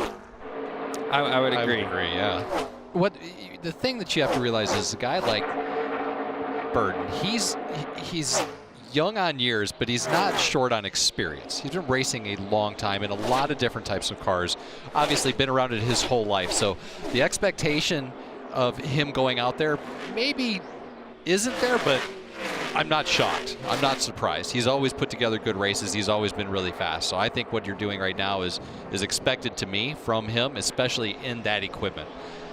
Ryan Sieg is the one, quite honestly, that's pretty much impressing me throughout the course of the day.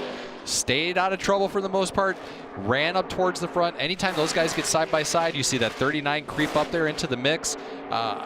Albeit he can't quite get up there to win with these guys, he's showing a lot of talent of staying smart, staying collected, and keeping his car up there towards the front. And you talk about experience. Ryan Sieg's been in this sport for a long time. He's been in the Xfinity Series for quite some time, being able to be in position like this. So neat to see a team like that racing up front here with a chance to win. But this battle for second, man, it is far from over. They are moving back and forth from lane to lane. They're trying to guess where you're going to be to try to make the run.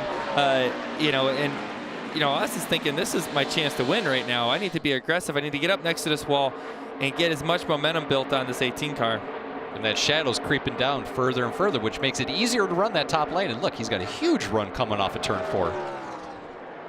But here's the deal. You get this big run down the front straightaway, and the bottom is just awful down here in turns 1 and 2. You can't make it work as good as you do in turns 3 and 4. He's going to enter right on the 18. That loosens up the lead car. That takes a lot of air off the spoiler. And as Austin's able to stay close, this is a good position to be down the back straightaway. Now, does he go to the bottom into turn 3? I don't know. He's fallen that back a little bit, lost some momentum. If Cindric's able to make the pass here, does he have what it takes once he gets by Herbst, if he can, to run down the race leader? Not if he takes too much time with this pass. With 10 to go here, he's got to get by him last lap. This is going to be tough to be able to make this pass. This is a tough pass to make, especially at the end of the race. No one's giving. You got to be able to take it quick. I think he's running out of time. A lot of defensive driving going on right now, as it should be, for sure. We get that. 2 seconds back from the leader right now. I don't see that there's really any way either of them are going to be able to pull up on Burton unless something catastrophic happens, or potentially we get a caution. If we happen to get a caution here in the next little bit, it's open game on a restart for sure. Man, this is the point. They said if there was a caution with 10 to go and you had a set of tires left, you'd look like a hero. But right now it looks like the call that all these crew chiefs made was probably the right one. There's his mom, Kim. His dad, Jeff, here as well. And Harrison told me in the garage last weekend at Las Vegas, anytime I go to a track where my dad is one, I feel jinxed because everybody expects me to do it and something happens and I can't. Well, Jeff won here in 2007 in an Xfinity car. We'll see if Harrison can pull it off as well and join his dad and join Uncle Ward as a winner on Leap Day in the Xfinity Series. Harrison's taking no chances. He's about as far away from that wall as you can get, just cruising through 3 and 4, down on the white line. Handedly taking care of this race. He's 0.2 of a second faster than the guys right there behind him. He's just cruising around, just logging laps right now with 8 laps to go. Yeah, and you have a 2-second lead. Why put your car in jeopardy, right? Why go up next to the wall and risk that until you need to? So, right here he's pacing himself just in case there is a caution. There's no tires left, so you might as well save what you can here.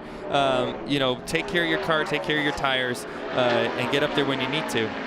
Right there, we saw, just like we spoke about earlier in the day, the 18 car rolling down and getting a big toe off that lapped car.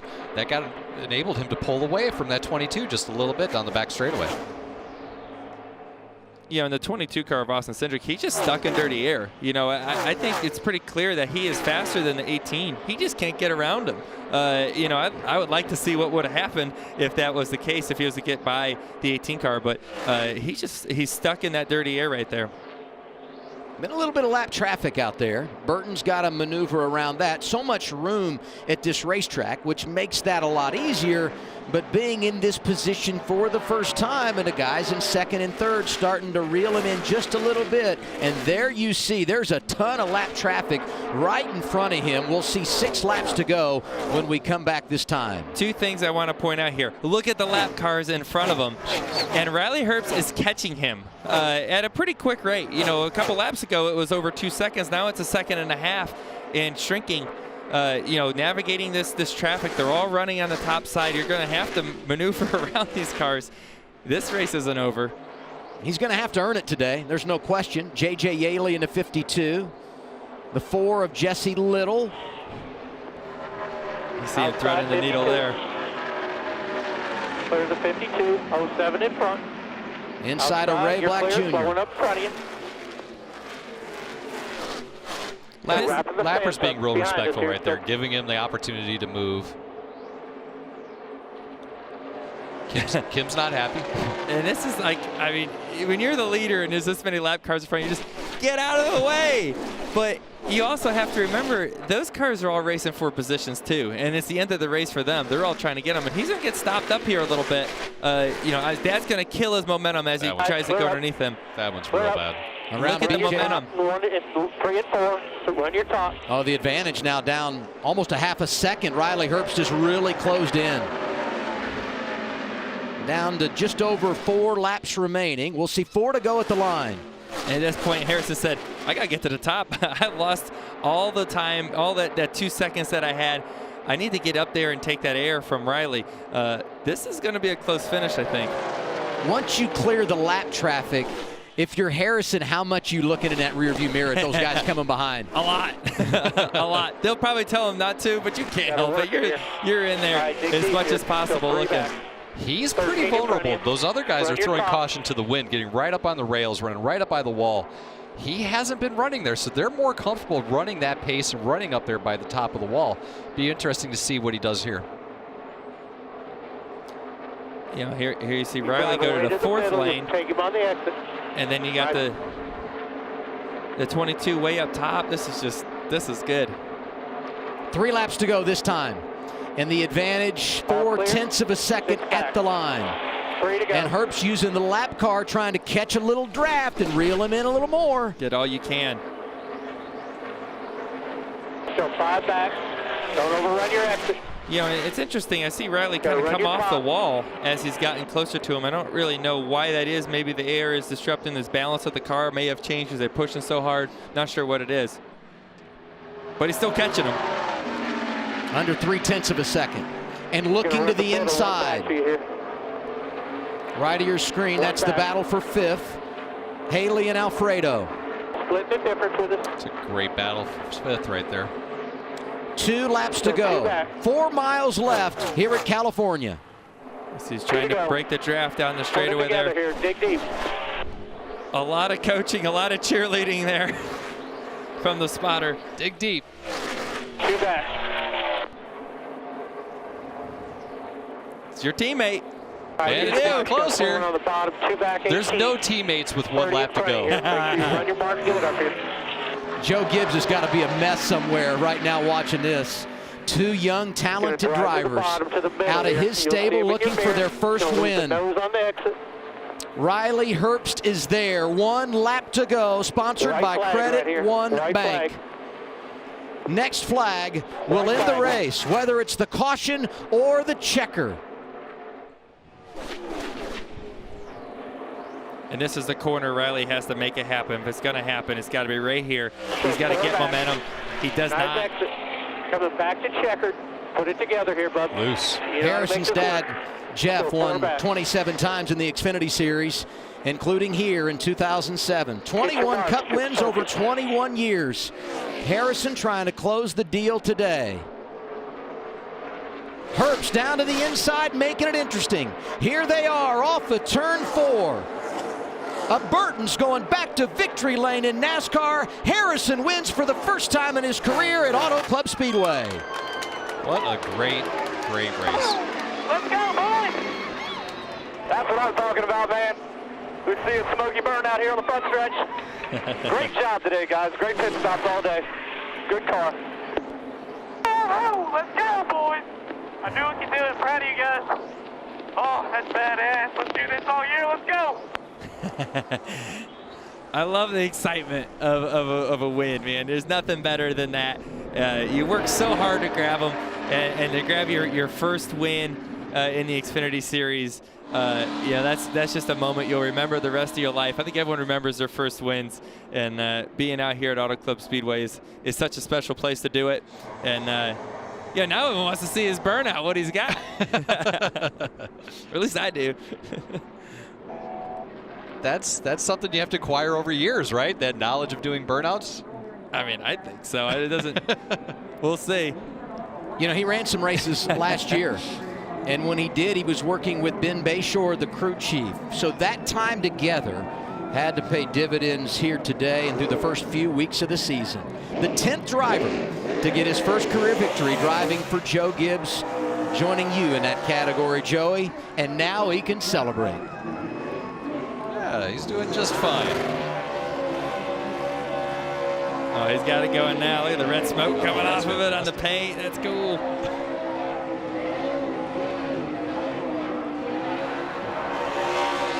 Now the guy's got to paint that AAA logo afterwards and say, what the heck? But who cares? It's cool. That was pretty good. I think he gets thumbs up on that. He and Dad Jeff become the 8th father-son duo to win in the Xfinity Series, and Harrison gets it done in his 12th career start.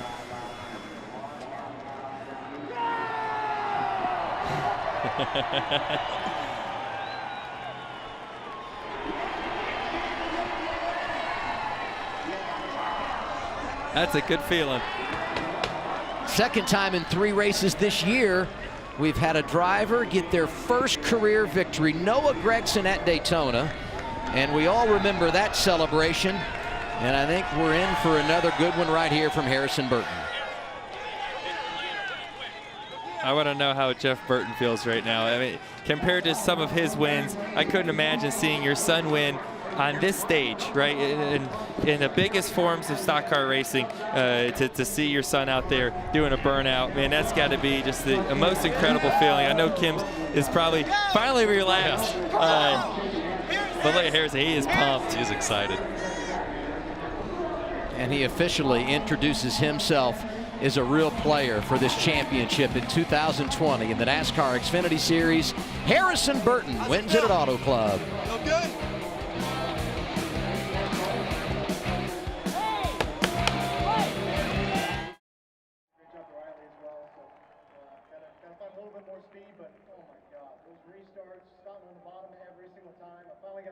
Restart went from like 10th to 3rd in the first lap. You know, it's crazy racing here. I'm sure you guys will enjoy tomorrow. But yeah, fast Odyssey battery 4 Mustang, just enough laps in the race. Third place finish for Austin Cindric. Ryan Seed comes home in the 4th position. Man, oh man, what a start to the season for this small team. A 9th place finish at Daytona last week, a 3rd, and then you round out the first 2 races with a 4th place finish. What does that say about you and this team? Yeah, just did a lot of hard work on the off season, and we've brought great race cars for the first couple, and just got to keep digging after it and dig a little bit more and stay with the front 3. But all in all, good day for the CMR Chevrolet. That's Ryan Seed, 4th place finish for him today.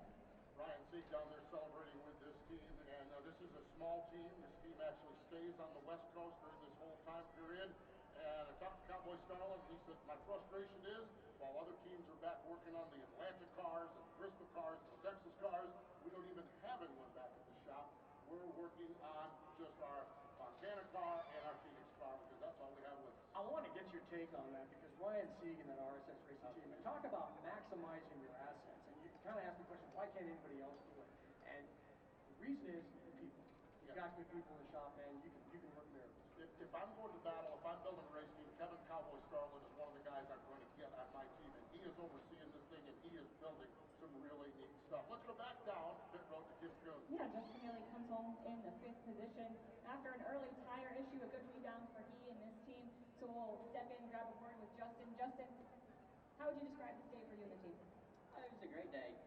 Everyone at College Racing worked super hard. We unloaded off the trailer and worked where we wanted to, and it was working on all day. We were bad and good and bad and good, and that last run I like to be a little bit tighter, but overall a great day. And had a lot of fun here at Fontana. I was just telling these guys, I love the track. I just wish the flight out here was a little shorter, but I don't know, I just enjoy it, and really, really good day for us. How were the track conditions, specifically at the end there where we saw a number of cautions? Yeah, I mean, it got a little wild there towards the three-quarter point of the day. A thrilling finish at Auto Club Speedway. And one teenager holds off a 20-something. It's Harrison Burton winning in front of his teammate, Riley Herbst. And he's trying to get to victory lane. Jake and JC, our Fox production staff, trying to help him get there. So close today for Riley Herbst. Here's Matt Yoakum. Jake and JC double dipping there with the 20 car. And what excitement off turn 2 through 3. Riley Herbst, you really made it exciting. What did you need extra there to try to make that final push? A few more laps, honestly. This Monster Energy Supra was really fast, though. I'm really, really proud of Harrison as well because me and him have been working so hard this offseason. We've read it all, everything. We're not ready for it, that we can't do this in this series, and keep on talking because we're coming for more wins this year for sure. All right, congratulations. Adam? I mean, it's impressive, and he said it. And I think it's been the general sentiment in the garage area. Can these young kids step into the great equipment and deliver? And today we got the answer. Absolutely yes. Yeah, and those two cars were up front all day. You know, yes, there were some issues from other teams that helped along, but those cars were up front racing with them anyway. The speed was there. They did a great job keeping their cars in one piece. That's what a lot of more experienced drivers weren't able to do, is keep their cars in one piece and have something to race with at the end. That's key. I think when you see the way they handled the traffic, when you have guys on higher lap count tires, the difference in lap time and what they're able to do, and still be able to navigate that traffic and come out unscathed, that says a ton for what those guys can do and the talent that they've got in their back pocket. I'm looking at good things from both those drivers. I talked about his crew chief, Ben Bayshore, and their relationship. Let's give an assist to spotter Rick Corelli, who's got great experience up on the spotter stand and certainly has been through the battles. Let's go back down to Matt Yoakum. And give a shout out to Ryan Sieg as well. You guys continue to make a statement. The underachievers overachieving here today. Yeah, for sure. The CMR Roofing Chevrolet was, it wasn't the best at the start. We just kept adjusting on it all day. Get a big shout out to the ECR Power. That was a lot to do with it today. And all the guys back at the shop, Big Mike, Cowboy, the whole entire team. We all get in there and fight after it each week, and it's paying off. We've got some good strong runs here. Just continue to keep building on it and just say hey to everyone at home and the families watching. Thank you all for the support. What an impressive 4th place finish here today. Mentions everybody at home. He's got 3 little girls at home watching Dad have a good time. And this is the worst part of the whole deal. You win the race, the car shuts off, you can't get it refired to go to victory lane. All Harrison wants to do is get to victory lane to be with Riley, or his teammates, Ben Bayshore, his guys, his pit crew, and all those guys to celebrate, and the poor thing just won't start. They're going to tow it in. They're lifting the hood on the car. I want him to hop in and drive the tow truck. Look at Regan. Go, Regan. He's going to be in no position to do the interview when he gets there. He's going to be out of gas. That is fantastic. Is Regan wearing a heart rate monitor? I think he's going to make it, though. I just hope he doesn't go down because he'll never hear the end of this. It's a big track. Matt, be thankful you aren't doing victory lane today. Regan had to make that run, my man. Oh, he's burning a lot of calories today. And another guy turned in another impressive run. You told me if you could just get a top 10 finish today, that would almost seem like a win. P6. Oh, it should have been P5 there. I don't know if you guys were watching. Oh, we were watching, trust me. Yeah, the 11 and I had a heck of a battle. Justin's a really great kid. I've had a lot of fun getting to know him as a teammate, obviously an affiliate of ours at RCR. And we raced the heck out of each other, but super clean, and that's what the fans love to see. I pulled the slider on him in 3 and 4 about 6 laps in a row. I just could not get it to hook up enough, and he kept side drafting me back. But our 21 Anderson's Pure Maple Syrup and Ralph's Chevrolet Camaro was really great in 1 and 2. I could turn up off underneath him and cross the seam and get a run, and that's where I'd beat him every time, but I could not hook up off of 4. So, I mean, 6 is good, but I'm always trying to be better, and I know we had a car capable run the top 5, but these guys did a phenomenal job. I'm really fortunate to be working with them and with this race team. It's an honor, and I'm trying to take advantage of it. I think we got a great start to the year. We got 16 more races to go, so I'm really pumped for it. First Xfinity start, P6 here at Auto Club Speedway. Regan? Well, it took 12 career starts, Harrison Burton, and a little bit of a challenge to get this interview in, but you're a winner in the Xfinity Series. Heck yeah, man. That's awesome. So proud of our guys. All we've heard is we can't do it. We can't do it. We'll never do what the last year's 20 did, and we're off to a good start. So, that's awesome. It feels so good to win, and there's times when you go through like a little bit of a drought, you just doubt yourself, and to get a win, man, it feels so good, especially after last year we struggled a little bit. So really proud of our guys. Dexter Supra was really fast, and once we moved up to the top at the end, it was going to be really hard for him to pass us, just trying to be smart and not put it in the wall leading. Take a look over to the right over here. We've got your family, your team in victory lane. They can't wait for you to get down there. This didn't come easy today, though, as you wave at them. This didn't come easy, though. You really had to work on running the wall and slowly getting yourself up there. How big of a help was spotter Rick Corelli into talking you into that? Well, Rick was huge today, and he did a great job on those crazy restarts as well, keeping me in the game and keeping me up to date with everything that's going on here. So Rick was huge, and our whole team was huge, and I'm just so happy, man. It's something I worked so hard for, my team worked so hard for, and hell yeah, we won. That's awesome. Harrison Burton, an Xfinity Series winner. They're drinking Gatorade in victory lane because Harrison's not old enough to have a beer. The average age of our top 2, 20 years, 2 months, 12 days. That's tied for the 3rd youngest top 2 ever. What a fun way to end this afternoon. It really was, and as a you always dream of your first win and pull it in the victory lane. You never think that you're going to be doing it on the front straightaway with the record behind you. But what a great